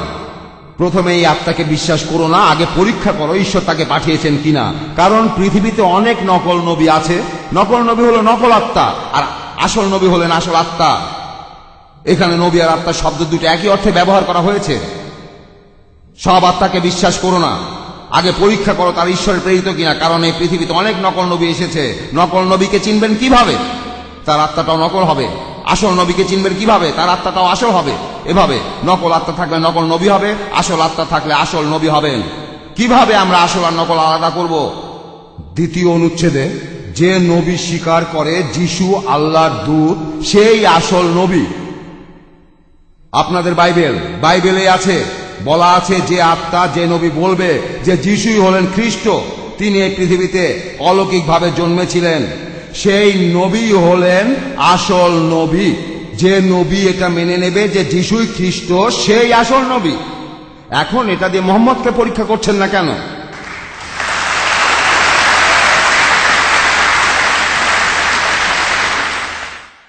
শুধুমাত্র মোহাম্মদই বলেছেন তা নয়, এই পৃথিবীর 120 কোটি মুসলমান আমাদের ধর্মের প্রত্যেকে বিশ্বাস করি যিশু অলৌকিকভাবে জন্মেছিলেন, তিনি হলেন খ্রিস্ট। তিনি মৃত মানুষকে জীবিত করেছেন ঈশ্বরের অনুমতি নিয়ে, তিনি জন্মান্ধর কুষ্ঠরোগী সারিয়েছেন ঈশ্বরের অনুমতিতে। তারপরও খ্রিস্টানরা আমাদের মনে করে খ্রিস্টের বিরোধী। আমরা কি করব? আমরা এখন তাদের শেখাবো সত্যি কথাটা আসলে কি। তবে তার আগে আমাদের নিজেদেরই শিখতে হবে। আর যদি আমরা শিখতে চাই তাহলে এই বইটা আমাদের লাগবে। প্রত্যেক মুসলমানের অবশ্যই এই বইটা রাখা উচিত।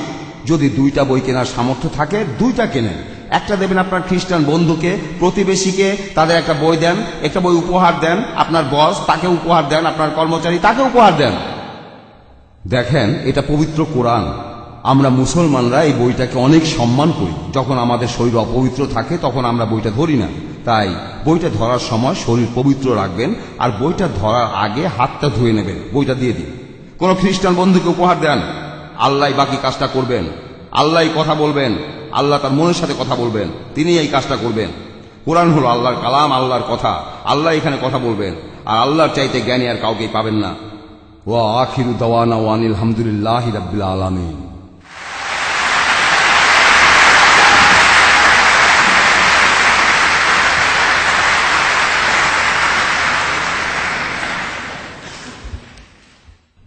ধন্যবাদ শেখ দিদার।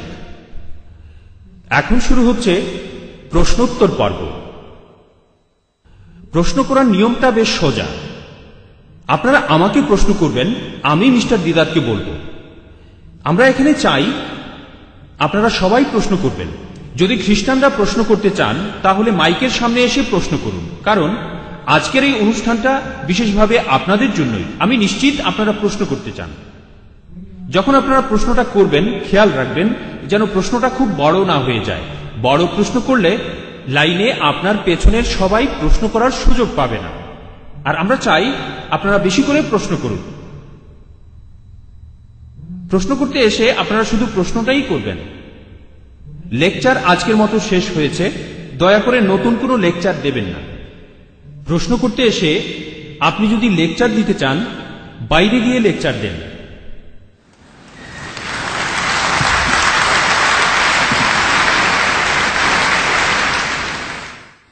এখন প্রথম প্রশ্ন। সালামু আলাইকুম। ওয়ালাইকুম আসসালাম। আপনি তাড়াতাড়ি প্রশ্নটা করেন। আমার প্রশ্নটা শেখ আহমেদ দিদাদের কাছে।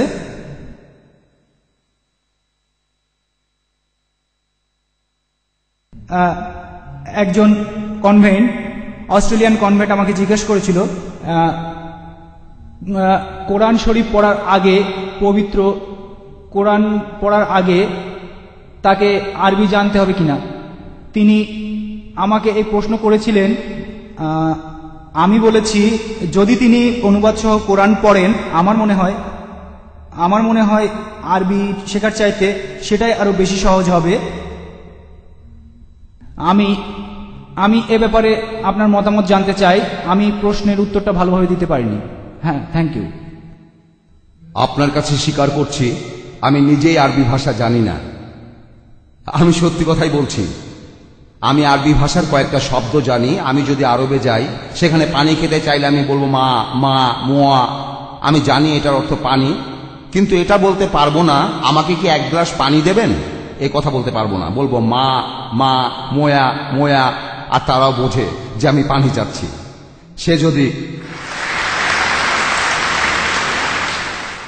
সে যদি বলে কাইফা হালুকা, আমি বলবো আলহামদুলিল্লাহ। আর আমার আরবি এখানে শেষ। তবে এই জন্য ইসলাম ধর্মকে বুঝতে আমার কোনো অসুবিধা হয়নি। আমি কোরআন বুঝতে পারি এর অনুবাদ পড়ে। যখন আপনারা লেকচার শুনছেন, আমি আরবিতে আয়াত পড়ছি, তারপর অনুবাদটা বলছি। তার মানে আমি আরবি জানি এমন নয়। লেকচার শুরুতে আমি আপনাদের বলেছিলাম আয়াতগুলো মুখস্থ করেন আরবিতে, আর কোরআনের অর্থটা পড়েন, মুখস্থ করেন।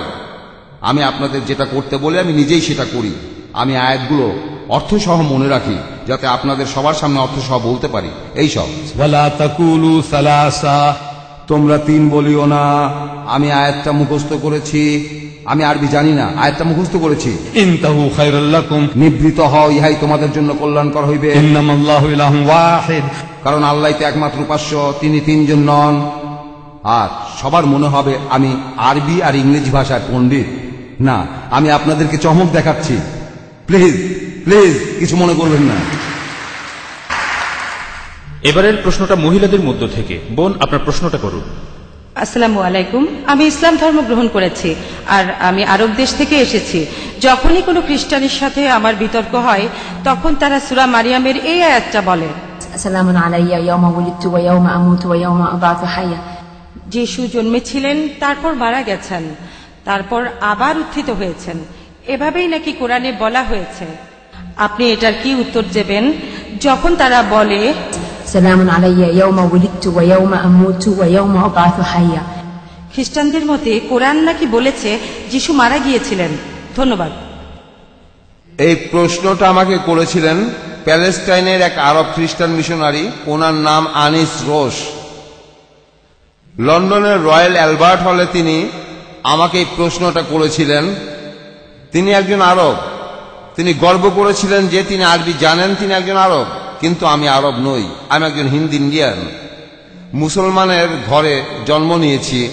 আমি কোরআনের অর্থ বুঝেছি এর অনুবাদ থেকে। আমি তখন আমার জ্ঞানে যা কুলায় সেটা তাকে বললাম। তো সে এই খ্রিস্টান মিশনারি, প্যালেস্টাইনের আরব, তিনি আয়াতটার উদ্ধৃতি দিলেন যে কোরআন বলছে, আর ওনার আরবি উচ্চারণও ছিল একেবারে শুদ্ধ। কোরআনের এই কথাটা কি পরস্পর বিরোধী হয়ে যাচ্ছে না?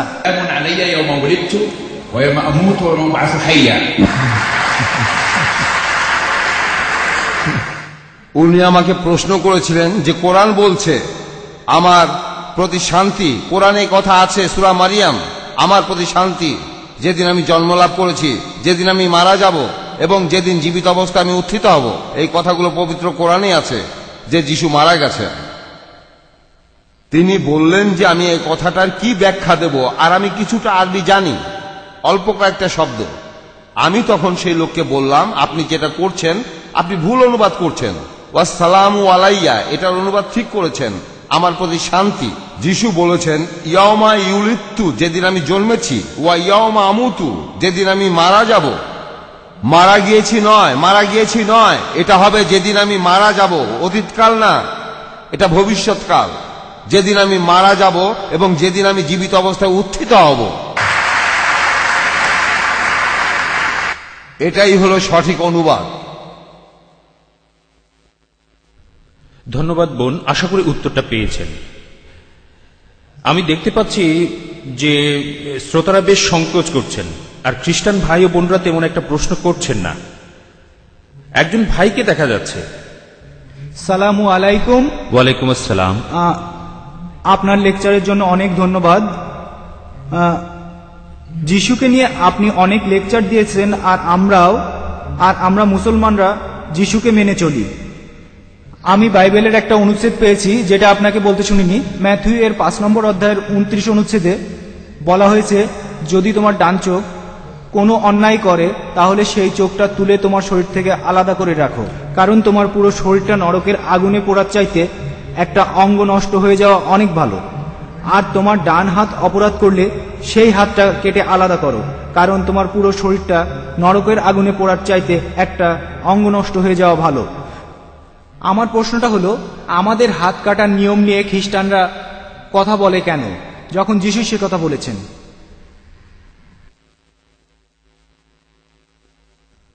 আপনি দেখবেন ভাই, বাবা, খ্রিস্টানরা নিজেরাই বিশ্বাস করে না যে বাইবেল ঈশ্বরের বাণী।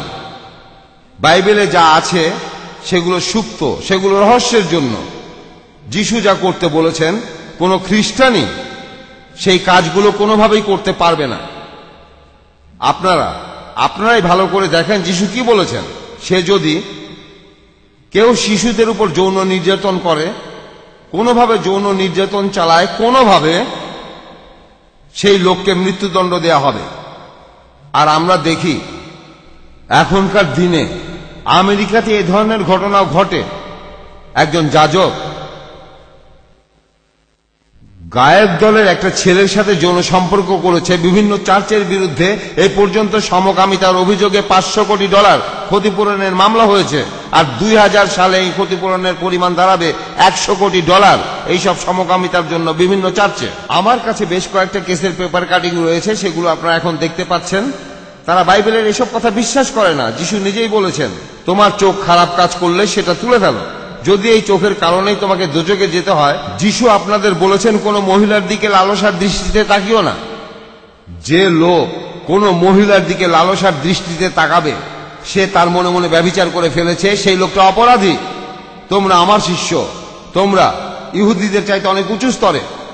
ইহুদিদের নিয়মে ব্যভিচার করলে সেটাকে অপরাধ বলা হতো, আর তার শাস্তি ছিল পাথর নিক্ষেপে মৃত্যুদণ্ড। ওল্ড টেস্টামেন্টে কথা বলা হয়েছে, ঈশ্বরের আইন। আর যিশু কোনো আইন বদলাতে আসেননি। বাইবেলের ম্যাথিউর 5 নম্বর অধ্যায়ের 17 থেকে 19 অনুচ্ছেদে আছে, যিশু বলেছেন, আমি ঈশ্বরের আইন বা রাসূলদের বাতিল করতে আসিনি, আমি এসেছি সেগুলো পূরণ করতে। আমি তোমাদের নিশ্চয়তা দিয়ে বলছি, যেদিন শেষ বিচারের দিন উপস্থিত হবে সেই দিন ঈশ্বরের আইনের ফাঁক বলে একটা ক্ষুদ্র কণাও বের হয়ে যেতে পারবে না।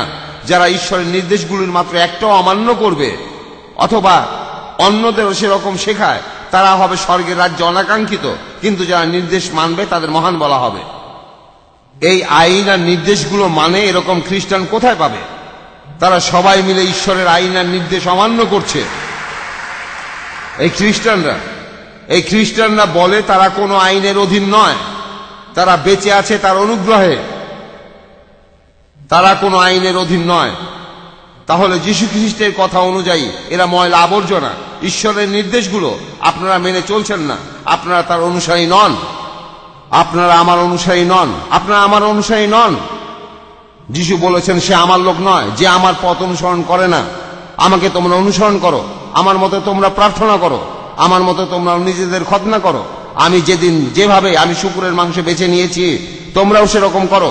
না না না না না, যিশুকে আপনারা অনুসরণ করতে চান না। আমরা মুসলিমরা, আমরাই সত্যিকারের খ্রিস্টান, কারণ আমরা যিশু খ্রিস্টকে মেনে চলি।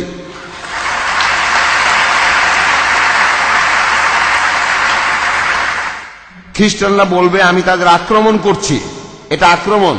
আমি আসলে এখানে আপনাদের সামনে সত্যি বলছি, স্পষ্ট, সব দিনের মতো স্পষ্ট। এটা ওপেন সিক্রেট। যা কিছু হচ্ছে, বিভিন্ন চার্চের যাজকরা কি করছে। কিছুদিন আগে আমেরিকান চার্চ নতুন 10 কমান্ডমেন্ট লিখেছে, জানেন আপনারা? নতুন 10টা কমান্ডমেন্ট, ঈশ্বরের আদেশ ভিকারদের জন্য। ভিকার মানে যাজক। যখন লোকজন বিভিন্ন উপদেশের জন্য আসবে তখন তাদের সাথে কেমন ব্যবহার করতে হবে, আমি সেটাই পড়ছি। আমেরিকান চার্চের লেখা থেকে আমি আপনাদের পড়ে শোনাচ্ছি। নতুন 10টা কমান্ডমেন্ট, যে আপনি কোনোভাবেই যুবতী মহিলাদের বেশি রাতে কোনো উপদেশ দেবেন না। 1 নম্বর। না, এটা 1 নম্বর। আপনি কোনো যুবতী মহিলাকে অনেক বেশি রাতে উপদেশ দেবেন না, যুবতী মহিলাকে গভীর রাতে উপদেশ দেবেন না, এটা 1 নম্বর কমান্ডমেন্ট। এখন আমার প্রশ্ন, যুবতী মহিলা বলতে আপনারা কি বোঝাচ্ছেন? যুবতী কাদের বলা হবে? কত কম হলে যুবক হবে? হ্যাঁ, 50 বছরের মহিলা তিনি কি বুড়ো? 60 বছরের মহিলা তিনি কি বুড়ো? আমাকে আপনারা কি বলবেন? আমার বয়স 78, আপনাদের ধারণা আমি বুড়ো?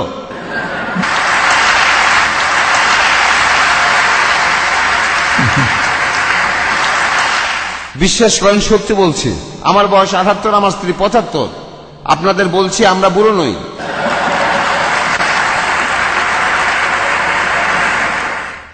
আমি আমার স্ত্রীকে বলি, মাঝে মধ্যেই বলি ঠাট্টা করে, আমার স্ত্রীকে ঠাট্টা করে বলি, তাকে বলি দেখো তুমি বুড়ো হয়ে গেছো, আমিও বুড়ো হয়ে গেছি, এখন তোমার জন্য আরেকজনকে নিয়ে আসি, মানে আরেকটা বিয়ে করি, এখন তোমার জন্য কম বয়সী কাউকে নিয়ে আসি সাহায্য করার জন্য। আমার স্ত্রী তখন বলল আমি তাকে খুন করব। আমি বলি যে না, আমি বলি দেখো মেয়েটার কোনো দোষ নেই, আমি তাকে নিয়ে আসবো তোমার সাহায্যের জন্য। আমার স্ত্রী বলল খুন করব। আমি বলি তাকে মারবে কেন? কাউকে যদি মারতে হয় আমাকে মারো। হ্যাঁ, আমি তাকে নিয়ে আসবো। আমার স্ত্রী তারপরে বলে আমি তাকে খুন করব। তাই আমি ঘরের মধ্যে কোনো খুনোখুনি চাই না, আমি এতেই সন্তুষ্ট। কিন্তু এখন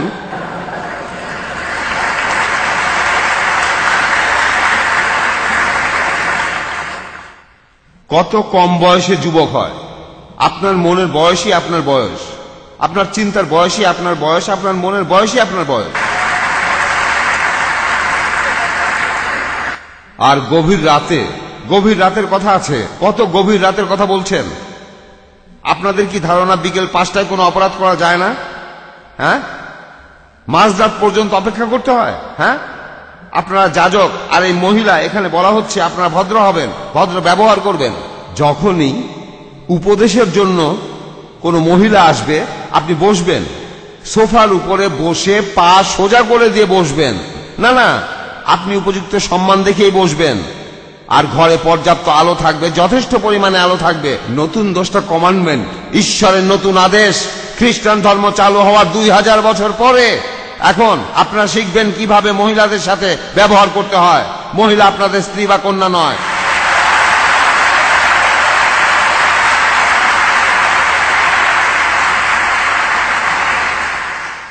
এদিকে আফ্রিকান লোকজন, দক্ষিণ আফ্রিকায় প্রত্যেক গোত্র, জুলু, থাজা, চুয়ানা, জামবেজির দক্ষিণের সবগুলো গোত্রেই একটা শব্দ আছে, ফার্নিপা, মহিলাদের সম্মান করা।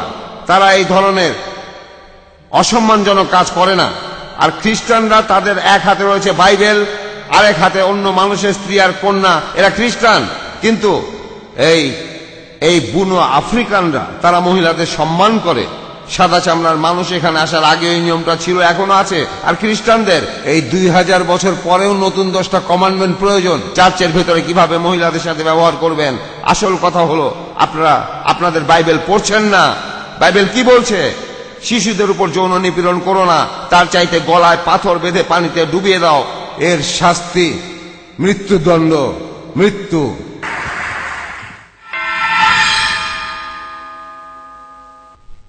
এবারে প্রশ্ন করবেন একজন বোন। হ্যাঁ, আমি শুনেছিলাম যে ইসলাম ধর্মে পুরুষদের 4টা বিয়ে করার অনুমতি আছে, এ ব্যাপারে কিছু বলবেন? কারণ পুরো ব্যাপারটাই আমার কাছে বেশ জৈবিক লাগছে, সেজন্য সম্পর্কে আরেকটু জানতে চাই। ধন্যবাদ। প্রশ্নটা আজকের বিষয়ের বাইরে, তবে শেখ আপনাকে উত্তর দেবেন, যদিও প্রশ্নটা টপিকের বাইরে।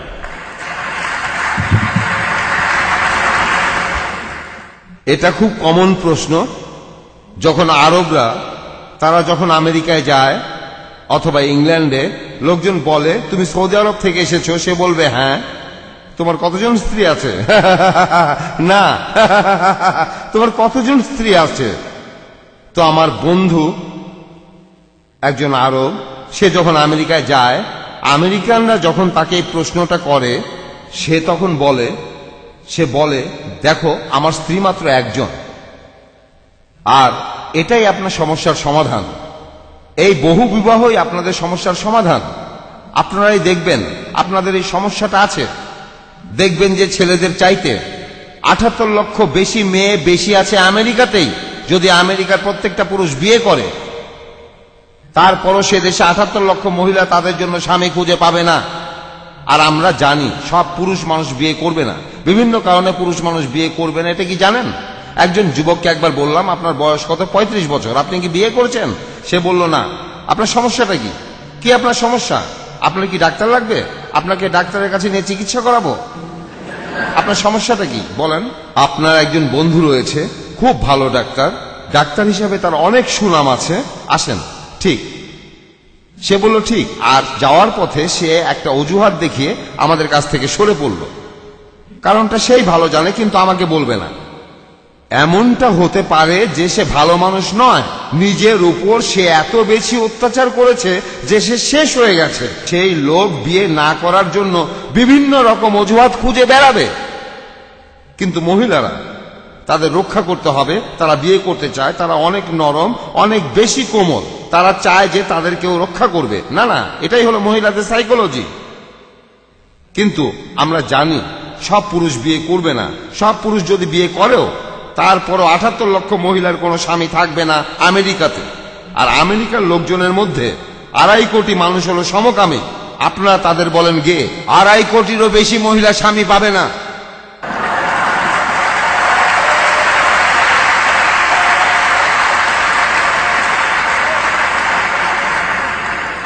আপনাদের কৃষকদের মধ্যে ৯৮% হলো পুরুষ। আপনাদের দেশের কৃষক, তাদের ৯৮% পুরুষ।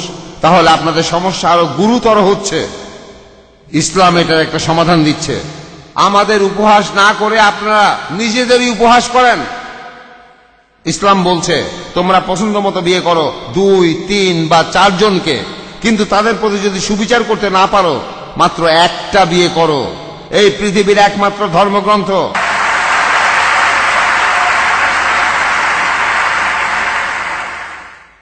পৃথিবীর মাত্র একটা ধর্মগ্রন্থ, সেখানে বলা হয়েছে একটা বিয়ে করো, সেটা হলো কোরআন।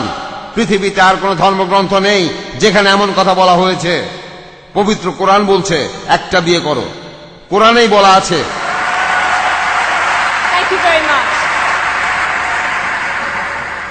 আসসালামু আলাইকুম মিস্টার দিদার। ওয়ালাইকুম আসসালাম। কয়েকদিন আগে আমি কয়েকজন খ্রিস্টানের সাথে কথা বলেছিলাম। তারা আমার বাসায় এসেছিল, আলহামদুলিল্লাহ। আর আমি তাদের সাথে কথা বলেছিলাম। তারা আমার বাসায় 3 দিন এসেছিল, একদিন, পরের দিন, তার পরের দিন। প্রথমে লোকটা একা, পরের দিন স্ত্রীকে নিয়ে, তারপরের দিন ছেলেকে নিয়ে। আলহামদুলিল্লাহ, আমি তাদের সাথে যুক্তি দিয়েই কথা বলেছি। সূরা ইমরানের ৬১ নম্বর আয়াত, এখানে বলা হয়েছে فمن حاجك فيه من بعد ما جاءك من العلم فقل تعالوا ندعو أبناءنا وأبناءكم ونساءنا ونساءكم وأنفسنا وأنفسكم ثم نبتهل إلى الله فنجعل لعنة الله على الكاذبين। এই আয়াতটা পড়ার পর সে আমাকে বলল, আমাকে অভিশাপ দিতে চাও? সেই লোক আমার বাসায় 3 দিন 3 রাত ছিল, তারপর সে চলে যায়। আলহামদুলিল্লাহ, এই আয়াতের প্রসঙ্গটা কি আমাদের সামনে ব্যাখ্যা করবেন মিস্টার দিদার? Thank you. পবিত্র কোরআনের এই আয়াতটা নাজিল হয়েছিল নাজরান অঞ্চলের খ্রিস্টানদের এক ঘটনাকে কেন্দ্র করে। আর আমাদের নবীজি তাদেরকে মসজিদে নববীতে ডাকলেন। আমাদের নবীজির মসজিদটা খুব সাধারণ ছিল, সেখানে মাটির দেয়াল আর খড়ের ছাউনি। তারা এই মসজিদে আলোচনা করলো 3 দিন আর 3 রাত। তারা সেখানেই খেলো, সেখানেই আলাপ আলোচনা করলো, আর সেখানেই ঘুমালো। আর তারপর রবিবারে আমাদের নবীজি তাদের সবাইকে মসজিদে প্রার্থনা করতে বললেন। আর তাদের মধ্যকার আলোচনাটাও সেই দিনই শেষ হয়ে গেল, ব্যাস। মাল্টিমিডিয়া পিসি এলিফ্যান্ট রোডের কাটাবন মসজিদ কমপ্লেক্সে অবস্থিত কম্পিউটার বিক্রয়ের একটি অনন্য প্রতিষ্ঠান মাল্টিমিডিয়া পিসি। লাগলো যে নবীজি মিথ্যা বলছেন, মিথ্যা। তারা বলতে লাগলো যে নবীজি মিথ্যুক, নবী মিথ্যুক। তখন মুহাম্মদ সাল্লাল্লাহু আলাইহি ওয়াসাল্লাম বললেন যে আমরা 2 পক্ষ এখন পরস্পরের জন্য বদদুয়া করব। আগামীকাল সকালে তোমরা তোমাদের পরিবারকে নেবে, আমিও আমার পরিবারকে নেব, আর খোলা ময়দানে আমরা একজনকে আরেকজনের উদ্দেশ্যে প্রাণ খুলে বদদুয়া করব। আর পরের দিন মুহাম্মদ সাল্লাল্লাহু আলাইহি সাল্লাম আসলেন, তার সঙ্গে আলী, হযরত আলী, বিবি ফাতিমা, সাথে হাসান আর হুসেন, তারা সবাই মিলে খোলা ময়দানে গেলেন মদিনার বাইরে। আর খ্রিস্টানরা তারা সেখানে আসলো না, তারা পিঠ টান দিল। আর এটাই হলো ঘটনাটা। ঘটনাটা ছিল এইরকম, যদি এভাবে তাদের উপর প্রভাব ফেলতে পারেন আলহামদুলিল্লাহ, কিন্তু এছাড়া অনেকগুলো উপায় রয়েছে তাদের সাথে কথা বলার। একটা কথা জানি না আপনি কি করেছিলেন, আপনি কি তাদের ফোন নাম্বার নিয়েছিলেন, সেই লোকদের বা বাসার ঠিকানা সেটা নিয়েছিলেন? আপনি সেই লোকগুলোর বাসার ঠিকানা নিয়েছিলেন? তাদের সাথে আপনি 3 দিন ছিলেন, সেই লোকগুলো? হ্যাঁ ঠিক, আমরা কথা বলছিলাম একদিন, তারপরের দিন, তারপরের দিন। হ্যাঁ হ্যাঁ, কিন্তু তাদের বাসার ঠিকানার ফোন নাম্বার নিয়েছিলেন? তাদের নিয়েছিলেন? তাদের ঠিকানা? হ্যাঁ, আর টেলিফোন নাম্বার? না, নেইনি, কারণ আমি তখন তাদের সাথেই কথা বলছিলাম। না না, যখন এই লোকগুলো আসে তখন প্রশ্ন করবেন আপনার নাম কি, লিখে ফেলেন, আপনার টেলিফোন নাম্বার সেটাও লিখে নেন, ঠিক? তারপর তার পরিবর্তন না হলে আপনি তার বাসায় যান।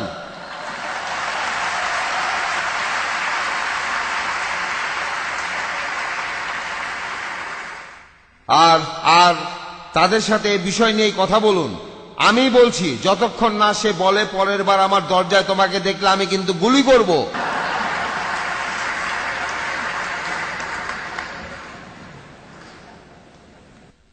আসসালামু আলাইকুম, আমার নাম হামজা।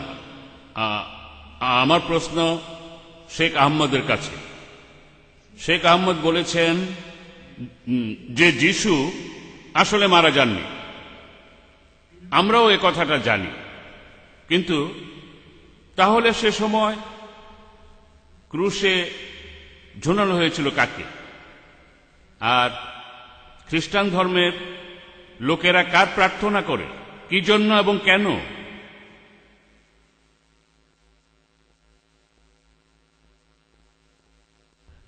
আপনি প্রশ্নটা বুঝতে পেরেছেন? ভাই, আমরা আপনার এই প্রশ্নটা বুঝতে পারছি না। মাইক্রোফোন থেকে একটু দূরে দাঁড়িয়ে আবার ওই প্রশ্নটা করেন প্লিজ। হাসবেন না, ওনার প্রশ্নটা বেশ সিরিয়াস। আবারও বলবেন? একটু পেছনে দাঁড়িয়ে বলুন। আমি যে প্রশ্নটা করতে চাই তা হচ্ছে, কাকে আসলে ক্রুশে ঝোলানো হয়েছিল? আচ্ছা, উনি জানতে চান কাকে ক্রুশে ঝোলানো হয়েছিল। কারণ আহমদ বলেছেন যিশু মারা যান। আমরাও এ কথা জানি, আমরা মুসলমানরা সবাই জানি যিশু মারা যাননি, ক্রুশবিদ্ধ হননি। তাহলে কাকে ক্রুশে ঝোলানো হয়েছিল? আর খ্রিস্টান লোকেরা কার কাছে প্রার্থনা করে, কি জন্য আর কেন?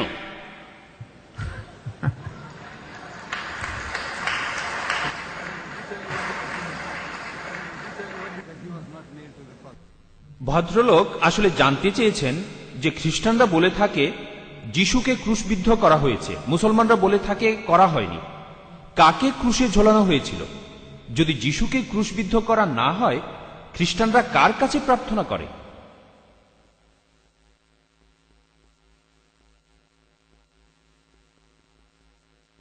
এখানে মুসলমানদের অবস্থান একেবারে পরিষ্কার। আল্লাহ বলেছেন, قولهم إنا قتلنا المسيح عيسى ابن مريم رسول الله। তারা দম্ভ করে বলল, আমরা ঈসা মসীহকে হত্যা করেছি, মরিয়মের পুত্রকে, ঈশ্বরের প্রেরিত দূতকে। এর উত্তরে আল্লাহ বলেছেন, وما قتلوه وما صلبوه। তাকে তারা হত্যা করেনি অথবা ক্রুশবিদ্ধ করেনি, ولكن شبه لهم। কিন্তু তাদের এরকম বিভ্রম হয়েছিল। وإن الذين اختلفوا فيه لفي شك منه। যারা তার সম্পর্কে মতভেদ করেছিল তাদের মধ্যে সংশয় ছিল। ما لهم به من علم। এই ব্যাপারে তাদের জ্ঞান ছিল না। إلا اتباع الظن। তারা শুধু অনুমান করেছিল। তার অর্থ ফিকশন। وما قتلوه يقينا। এটা নিশ্চিত যে তাকে হত্যা করেনি। بل رفعه الله إليه। বরং আল্লাহ তাকে তুলে নিয়েছেন। আমিও এটা বিশ্বাস করি, কিন্তু এখন কিন্তু এখন খ্রিস্টানরা এখানে এসে বলবে যিশু তাদের পাপের জন্য মারা গেছে। তখন আমি তাদের বলি যে আপনাদের ধর্মগ্রন্থ নিয়ে আসুন, বাইবেল। তারা তখন তাদের বাইবেল নিয়ে আসে, তারপর আমি তাদের বাইবেল নিয়ে কথা বলি। বাইবেলের কথাগুলো দিয়েই আমি প্রমাণ করতে পারি আপনারা যা কিছু বলেছেন তার বিপক্ষে বলছি। যিশু মারা যাননি, তাকে ক্রুশবিদ্ধ করা হয়নি। এ বিষয়ে গত শুক্রবার আমি লেকচার দিয়েছি। আপনি কি শুক্রবার ছিলেন? শুক্রবার রাতে, গুড ফ্রাইডে আপনি এখানে ছিলেন? আপনি কি সেদিন গুড ফ্রাইডেতে ছিলেন? তাহলে ভিডিওটা কিনবেন, এখানেই সবকিছু জানতে পারবেন। বাইরে ভিডিওটা পাবেন, কিনে নেবেন। এবারের প্রশ্ন মহিলাদের মধ্য থেকে। আমি জানতে চাচ্ছিলাম এই নতুন 10টা কমান্ডমেন্ট কারা চালু করেছে? কারণ আমি একটা আমেরিকান চার্চে যাই, আর আমি জানতাম না যে কমান্ডমেন্টগুলো বদলে গেছে। আমি জানতাম আমরা ঈশ্বরের নির্দেশগুলো মানি, মুসলমানরাও যেরকম করে মানে। আমি জানতে চাই এই কমান্ডমেন্টগুলো কারা চালু করেছে, আর এই নিয়মগুলো কবে থেকে চালু হবে? কারণ আমি এরকম কথা কখনোই শুনিনি।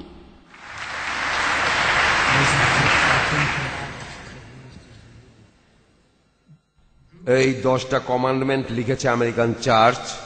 আমার কাছে নিউজ পেপারের কাটিং আছে, ডারবানের লোকাল নিউজ পেপারের কাটিং।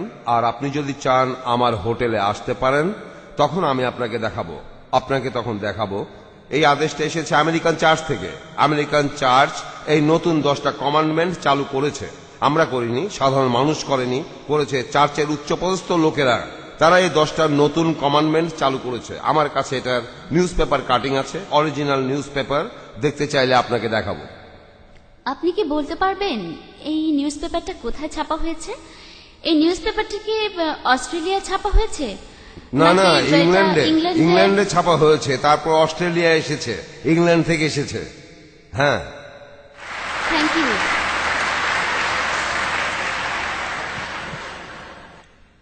এবারের প্রশ্ন করার আগে আমি কিছু কথা বলবো, যদি অনুমতি দেন। সাবধানে বলবেন। না, সেরকম না। আমি আজকের অনুষ্ঠানে প্রথমেই বলি, এই অনুষ্ঠানটা আমার জন্য বেশ স্মরণীয়। আমি কিছু কথা শুনলাম, আর এই কথাগুলো শুনবো বলে আশা করিনি। যদি আমি 10 বছর আগে অথবা 15 বছর আগে কোনো মুসলমানের সাথে কথা বলতাম, আর যদি বলতাম আপনি কি যিশুকে বিশ্বাস করেন, তারা উত্তরে বলতো না, বেশিরভাগ। তার মানে তারা এটাই জানতো না। আজকে আমার জন্য খুবই স্মরণীয় দিন, কারণ আজকে আলাদা কিছু শুনলাম। কিন্তু এখন আমি বলি, আমরা কিভাবে বিশ্বাস আনি? আমরা যখন বিয়ে করি, তারপর আমরা সন্তানের বাবা মা হই। তার মানে যখন বিয়ে করি আর আমাদের জীবনে যদি যিশু থাকেন, তাহলে আমরা অনেক শান্তিতে থাকতে পারবো। এবার আপনি প্রশ্নটা করেন। হ্যাঁ, এই তো এক্ষুনি শেষ করছি। আমরা জানি ব্যাপটাইজ না হলে আমরা আমাদের জীবনে কখনোই যিশুকে পাবো না। Thank you. এবার প্রশ্নটা হলো, কোরআনে আছে, পবিত্র কোরআনে সূরা মরিয়মের 33 এবং 34 নম্বর আয়াতে বলছে, আমার প্রতি শান্তি যেদিন আমি জন্মেছি, যেদিন আমি মারা যাব, আর যেদিন আমি উত্থিত হব জীবিত। এই হলো ঈসা, মরিয়মের পুত্র। এটার ব্যাখ্যা দিতে পারবেন? কোরআন বলছে ঈসা উত্থিত হবে জীবিত, যীশু খ্রিস্ট আবার ফিরে আসবেন। এটা কোরআন বলছে, আমি না।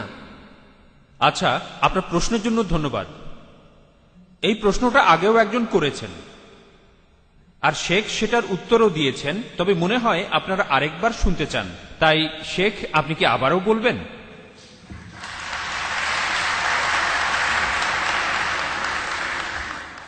আমরা মানি ঈশ্বর যিশুকে তুলে নিয়েছিলেন জীবিত। তিনি এখনো জীবিত, তিনি আবার ফিরে আসবেন জীবিত। তারপর যীশু খ্রিস্ট মারা যাবেন অন্য সব মানুষের মতো, তারপর তিনি আবার জীবিত হবেন অন্য সব মানুষের মতো। তাহলে আমার প্রতি শান্তি যেদিন আমি জন্মালাম, আপনারা তার জন্মের কথা জানেন, যেদিন আমার মৃত্যু হবে, তিনি দ্বিতীয়বার আসার পরে একদিন তিনি মারা যাবেন, প্রত্যেকেই মৃত্যু স্বাদ গ্রহণ করবে, আমাদের প্রত্যেকেই মৃত্যুর স্বাদ গ্রহণ করবে, এমনকি যিশুও। তাহলে তিনি মারা যাবেন অন্য সব মানুষের মতো, আর সবাই যখন উত্থিত হবে তিনিও তখন উত্থিত হবেন মৃত অবস্থা থেকে। কোরআনে কথাই বলছে। আমি কি আর একটা প্রশ্ন করতে পারি? না, একটাই প্রশ্ন, আমি দুঃখিত। পরের প্রশ্ন। আমার প্রশ্নটা শেখের কাছে। আমি মুসলমান হয়েছি, আর আপনার লেকচারে শুনলাম কোরআন বলছে বাবা মাকে মেনে চলো। আমি মুসলমান হয়ে বাবা মায়ের অবাধ্য হয়েছি। আমি জানতে চাই আমি কি কোনো ভুল করছি? যদি করে থাকি আমার কি করা উচিত?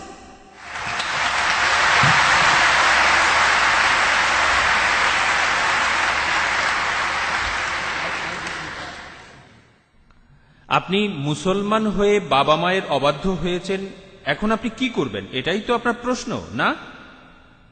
আপনি তো নবী সোলাইমানের মতো জ্ঞানী প্রশ্ন করেছেন। পবিত্র কোরআনে আপনার সমস্যার সমাধান দেয়া আছে। আমি যে সূরার কথা বললাম, সূরা মারিয়াম, চ্যাপ্টার মেরি, এই সূরাটাতে ইব্রাহিমের গল্প আছে। ইব্রাহিম ছিলেন ঈশ্বরের প্রেরিত দূত। তিনি তখন এক ঈশ্বরের উপাসনা করতেন, এক ঈশ্বরকেই মানতেন, কিন্তু তার বাবা একজন মূর্তি পূজারী ছিলেন। এই গল্পটা পড়বেন, বলা হয়েছে পবিত্র কোরআনেই আপনি এই গল্পটা পাবেন। ইন্নাহু কানা সিদ্দিকান নাবিয়া, ইব্রাহিম ছিল সত্যনিষ্ঠ একজন নবী। ইসকাল আলিয়া বিহি, যখন সে তার বাবাকে বলল, ইয়া আবাতি, হে আমার পিতা, লিমা তা'বুদু মা লা ইয়াসমাউ ওয়া লা ইউবসিরু ওয়া লা ইউগনি আনকা শাইআ, কেন তুমি তার ইবাদত করো যে শুনতে পায় না, যে দেখতে পায় না, এবং তোমার কোনো কাজেই আসে না। ইয়া আবাতি, হে আমার পিতা, ইন্নী কাদ জাআনি মিনাল ইলমি মা লাম ইয়াতিকা ফাত্তাবি'নি আহদিকা সিরাতান সাবিয়্যা, সে বলল, হে আমার পিতা, আমার নিকট জ্ঞান এসেছে যা তোমার নিকট আসেনি, আমাকে অনুসরণ করো, আমি তোমাকে সঠিক এবং সত্যের পথ দেখাবো। ইয়া আবাতি, হে আমার পিতা, তারপর আবার ইয়া আবাতি, হে আমার পিতা। চারটা আয়াতের প্রত্যেকটার শুরুতেই হে আমার পিতা, হে আমার পিতা। বাবার জন্য সহানুভূতি আর ভালোবাসা থেকে বলা, বাবাকে দোজকের আগুন থেকে বাঁচানোর জন্য। বাবা যে একজন মূর্তি পূজারী, সে বলল, ক্বালা আরাগিবুন আনতা আন আলিহাতি ইয়া ইব্রাহিম, শোনো পুত্র, তুমি কি আমার দেব দেবী হইতে বিমুখ? তুমি আমার সামনে থেকে দূর হয়ে যাও, না হলে আমি তোমাকে পাথর মেরে হত্যা করব। এরপর ইব্রাহিম তার বাবার সাথে কথা বলল। যদি গল্পটা জানতে চান, গল্পটা আপনি পাবেন এই বইতে। কিভাবে একজন কর্তব্যপরায়ণ পুত্র এখানে বিভিন্ন যুক্তি দেখাচ্ছে সহানুভূতি নিয়ে অবিশ্বাসী বাবাকে, মূর্তি পূজারী বাবাকে। বাবা মাকে ভালোবাসেন, তাদের শ্রদ্ধা করেন, তাদের সাথে ভালো ব্যবহার করেন, কিন্তু যখন ব্যাপারটা দাঁড়াবে ঈশ্বরকে উপাসনা করা নিয়ে, তাদের কিছুই করার নেই। যদি ব্যাপারটা হয় বিশ্বাস আর অবিশ্বাস, তখন আপনি আপনার বাবা মায়ের উপদেশগুলো প্রত্যাখ্যান করবেন। যদি তারা অন্য ঈশ্বরের কথা বলে, তাদের প্রত্যাখ্যান করবেন, কিন্তু তারপরেও আপনার বাবা মাকে আপনি শ্রদ্ধা করবেন। কিন্তু ধর্মীয় ব্যাপারগুলোর ব্যাপারে তারা আপনার আর ঈশ্বরের মাঝে আসবে না। পবিত্র কোরআনে কথাই বলছে। আপনার কাছে কি কোরআন আছে? এই কোরআন শরীফ কি আপনার কাছে আছে? ইউসুফ আলীর লেখা কোরআন খুলে দেখবেন, সূরা মারিয়াম, এই সূরাটা পড়েন, তাহলে দেখবেন আপনার অবস্থা একই রকম। ব্যাপারটা যখন বিশ্বাস, তখন আপনার ঈশ্বরের মাঝে কেউ আসবে না, কেউ না, এমনকি আপনার বাবা মাও না। তারপরও তাদের ভালোবাসবেন, শ্রদ্ধা করবেন। কোরআনে কথাই বলছে।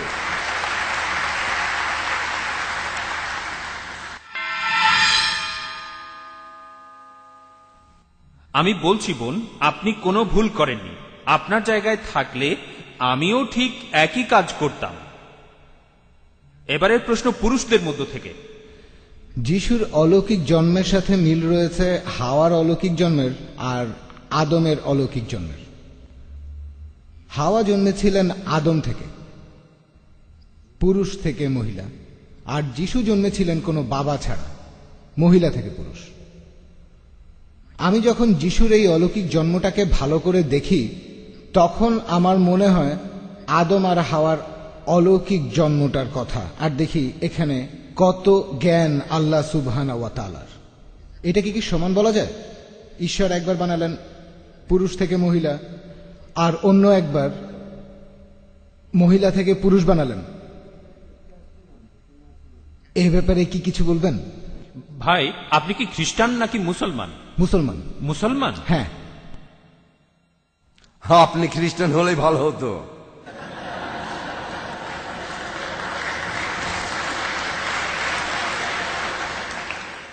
কথাটা কেন বললাম? কারণ আমি দেখতে পাচ্ছি আপনি আমাকে নিয়ে যাচ্ছেন, এখানে আমি শক্ত মাটির উপর দাঁড়িয়ে আমি যা কিছু বলছি সলিড, আপনি আমাকে নিয়ে যেতে চাচ্ছেন আকাশের উপরে। এখন যদি আপনি খ্রিস্টান হতেন তাহলে আপনাকে বলতাম যে দেখেন, এই যে সব কাদা ছোড়াছুরি, এটা অনর্থক। আপনাদের বাইবেল দেখেন, আমরা এইসব ব্যাপারে আসলে কিছুই বলতে চাই না। যিশু আর আদম সম্পর্কে আল্লাহ বলেছেন, ইন্না মাসালা ঈসা ইনদাল্লাহি কামাসালি আদামা, আল্লাহর কাছে ঈসার দৃষ্টান্তের সমান হলো আদমের দৃষ্টান্ত। খালাকাহু মিন তুরাবিন, তাকে সৃষ্টি করেছেন মাটি থেকে। মা ক্বালা লাহু কুন ফায়াকুন, তারপর বললেন হও, আর সে হয়ে গেল। এখন খ্রিস্টানরা দাবি করে যে যিশু ঈশ্বর আর তিনি ঈশ্বরের পুত্র, কারণ তার বাবা ছিল না। আদম আরো বড় ঈশ্বর, কারণ তার বাবাও ছিল না, মাও ছিল না।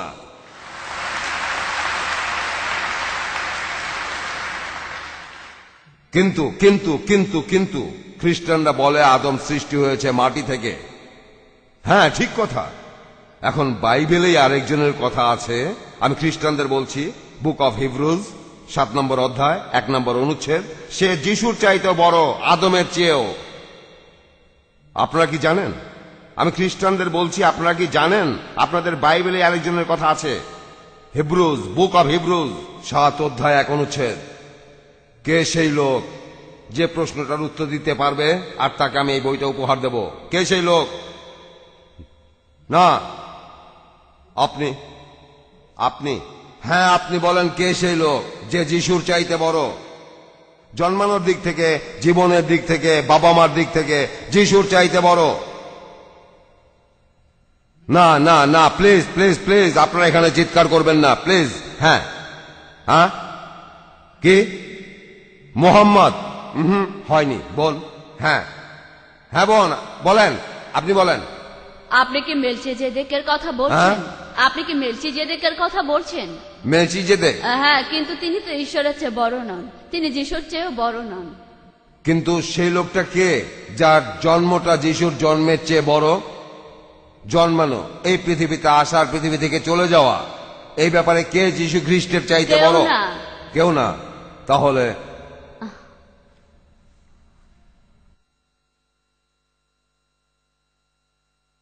আমি আপনাদের স্মরণ শক্তি খুবই কম, মনে রাখতে পারেন না। আমি বলছি সে লোকটা হলো মেলকিজেদেক। মেলকিজেদেক, বুক অফ হিব্রুজ, বাইবেলে এই কথাগুলো আছে। সালেমের প্রধান পুরোহিত, সালেম মানে জেরুজালেম, তিনি ছিলেন প্রধান পুরোহিত। আর বাইবেল বলছে কোনো বাবা ছাড়া, কোনো মা ছাড়া, কোনো শুরু নেই, কোনো শেষ নেই। এই লোককে তো তাহলে বলা যায় ঈশ্বর মানব। আর যে লোকটার কোনো বাবা নেই, মা নেই, শুরু নেই, শেষ নেই, সে তো ঈশ্বর। আর এখানে জেরুজালেমের প্রধান পুরোহিত মেলকিজেদেকের কথা বাইবেলে আছে। তাহলে তো এই ঈশ্বরকে পূজা করা উচিত, যিশুকে নয়। দেখেন, যিশুর একজন মা ছিল, যিশুর মা ছিল, তিনি 9 মাস মায়ের গর্ভে ছিলেন। তারপর তিনি জন্মালেন, 8 দিন পর তার খতনা দেয়া হলো, সেখানকার অন্যান্য ছেলেদের মতো। ঠিক যখন তার বয়স 8 দিন, তার খতনা করা হলো। এক দেবদূত যিশু নাম দিয়েছিল যখন তিনি মায়ের গর্ভে। তাহলে যিশু মায়ের গর্ভে ছিলেন সব স্বাভাবিক সন্তানের মতোই, এটাই যিশু। আর মেলকিজেদেকের বাবা নেই, মা নেই। দেখলেন, তার কোনো মাও নেই, জন্ম নেননি। যিশু খ্রিস্ট জন্মেছিলেন আস্থা বলে? না, তিনি জন্মেছিলেন আস্থা বলে। আপনারা বলেন যে তিনি আস্থা বলে জন্মেছেন, আর 8 দিন পর তার খতনাও করা হয়। আপনারা সবকিছুই জানেন। তিনি গর্ভে 9 মাস ছিলেন, আর জন্মানোর 8 দিন পরে খতনা করা হয়। তারপর 30 বছর বয়সে বাইবেল বলছে যে যিশুকে ক্রুশবিদ্ধ করা হয়, মানে তিনি মারা গেছেন। তিনি জন্ম নিয়েছেন, তারপর একদিন মারা গেছেন। তাহলে এই মেলচিজেদেক বাবা নেই, মা নেই, কোনো জন্ম নেই আর মৃত্যু নেই। এই লোক তো ঈশ্বরের সমান, যিশুর চাইতে বড়, বাইবেলই বলছে। তার উপাসনা করুন, তাকেই উপাসনা করা উচিত।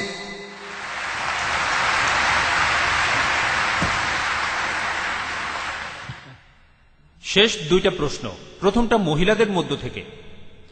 আমি শুনেছি যে ইসলামে মেয়েরা পর্দার ভেতরে থাকে, কারণ এতে করে নাকি পুরুষেরা তাদের সম্মান করে। আমার মনে হয় এভাবে মেয়েদের অত্যাচার করা হচ্ছে। আর মেয়েদের কেন পর্দার ভেতরে থাকতে হবে? কারণ সবার অধিকার সমান। আমরা কি এটুকু সম্মান পেতে পারি না? এই পর্দা প্রথার ব্যাখ্যা দেবেন? আর মেয়েরা কি পর্দার ভেতরে থাকতো?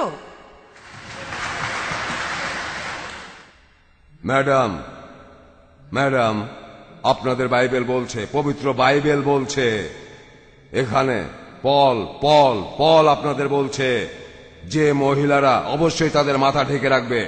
যে মহিলা মাথা ঢাকে না তাদের মাথা কামিয়ে দাও। আপনাদের বাইবেলে কথা বলছে।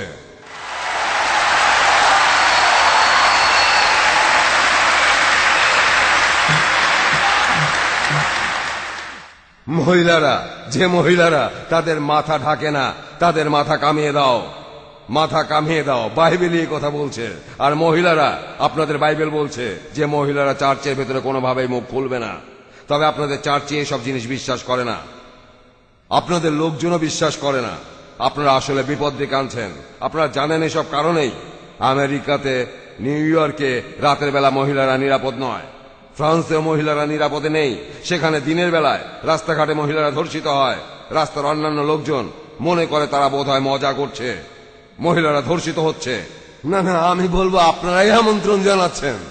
এটা ভদ্রতার ব্যাপারে। নানদের দেখেন, নানদের দেখবেন রোমান ক্যাথলিক চার্চে কেউ তাদের দিকে দ্বিতীয়বার তাকায় না।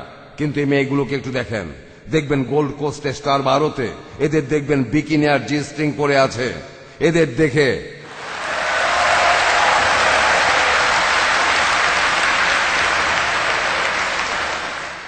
এমনকি আমার মতো বুড়ো মানুষেরও মাথা ঘুরে যায়। যদি আমি সেখানে যাই, সত্যি বলছি আমার ভেতরে জ্বলতে থাকে। সত্যি বলছি, আমরা এভাবে সৃষ্টি হয়েছি, ঈশ্বর এভাবে সৃষ্টি করেছেন। পৃথিবীতে যে জিনিসটা পুরুষকে সবচেয়ে বেশি প্রলুব্ধ করে সেটা হলো নারী। আর এই কথাটা আমি বলিনি, কোরআন বলছে, কোরআনে আছে, পুরুষদের চোখে সেটাই সবচেয়ে ভালো যে জিনিসে তাদের আসক্তি আছে। 1 নাম্বার নারী, তারপর সন্তান। আমার ছেলে মেয়ে 11 জন, নিজেই একটা ফুটবল টিম বানাতে পারি। আর আমার বেশ গর্ব হয় 11 জন ছেলে মেয়ে, নিজের ফুটবল টিম, আমার নিজের ক্রিকেট টিম। আর 3 নাম্বার রাশিকৃত সোনা এবং রূপা, ক্ষেতের জমি, খুব ভালো জাতের ঘোড়া ইত্যাদি। কোরআনে এসবের একটা তালিকা দেওয়া আছে। 1 নাম্বার হলো নারী।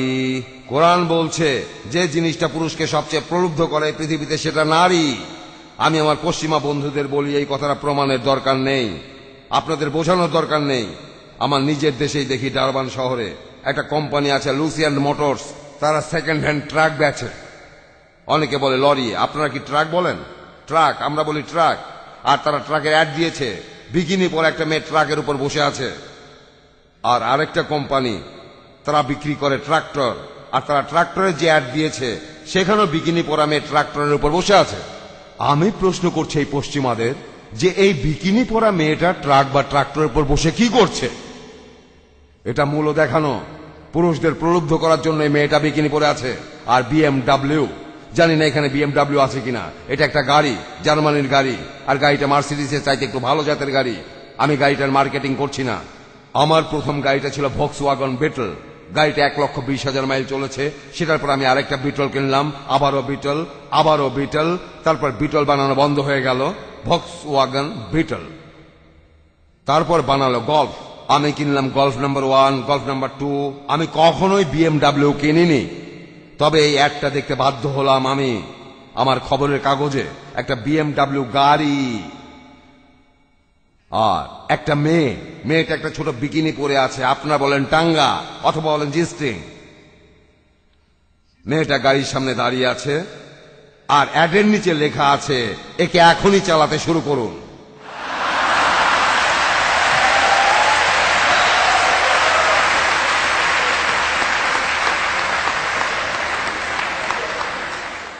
আমি একটা প্রশ্ন করছি, মেয়েটা না গাড়িটা, মেয়েটা কি গাড়িটা কিনছে?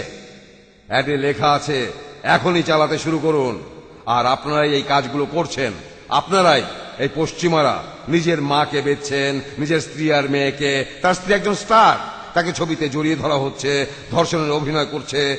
আপনার স্ত্রীকে এভাবে দেখতে অভিনয়, এটা সত্যিকারের নয়, এটা আসলে অভিনয়। আর এভাবে দেখছেন আপনার মাকে, আপনার স্ত্রী মেয়েকে, আপনারাও মজা পান।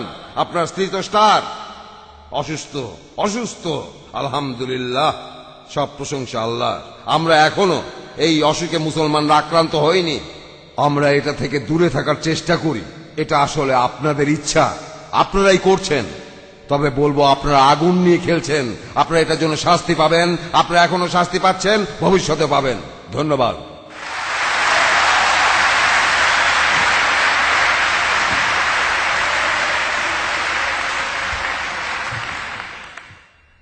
আচ্ছা, দুঃখিত, অনুষ্ঠান এখানেই শেষ করতে হচ্ছে।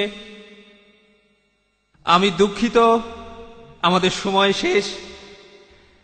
আর শেখ দিরাতের এখন ৭৮ বছর বয়স, আমিই যথেষ্ট ক্লান্ত বোধ করছি। উনার কথা আর বললাম না। আপনারা বের হওয়ার সময় একটু ধীরে ধীরে বের হবেন। আর আপনাদের সবাইকে অসংখ্য ধন্যবাদ জানাচ্ছি আজকের এই অনুষ্ঠানটা সফলভাবে ভালোভাবে শেষ করার জন্য। সবাইকে অনেক অনেক ধন্যবাদ।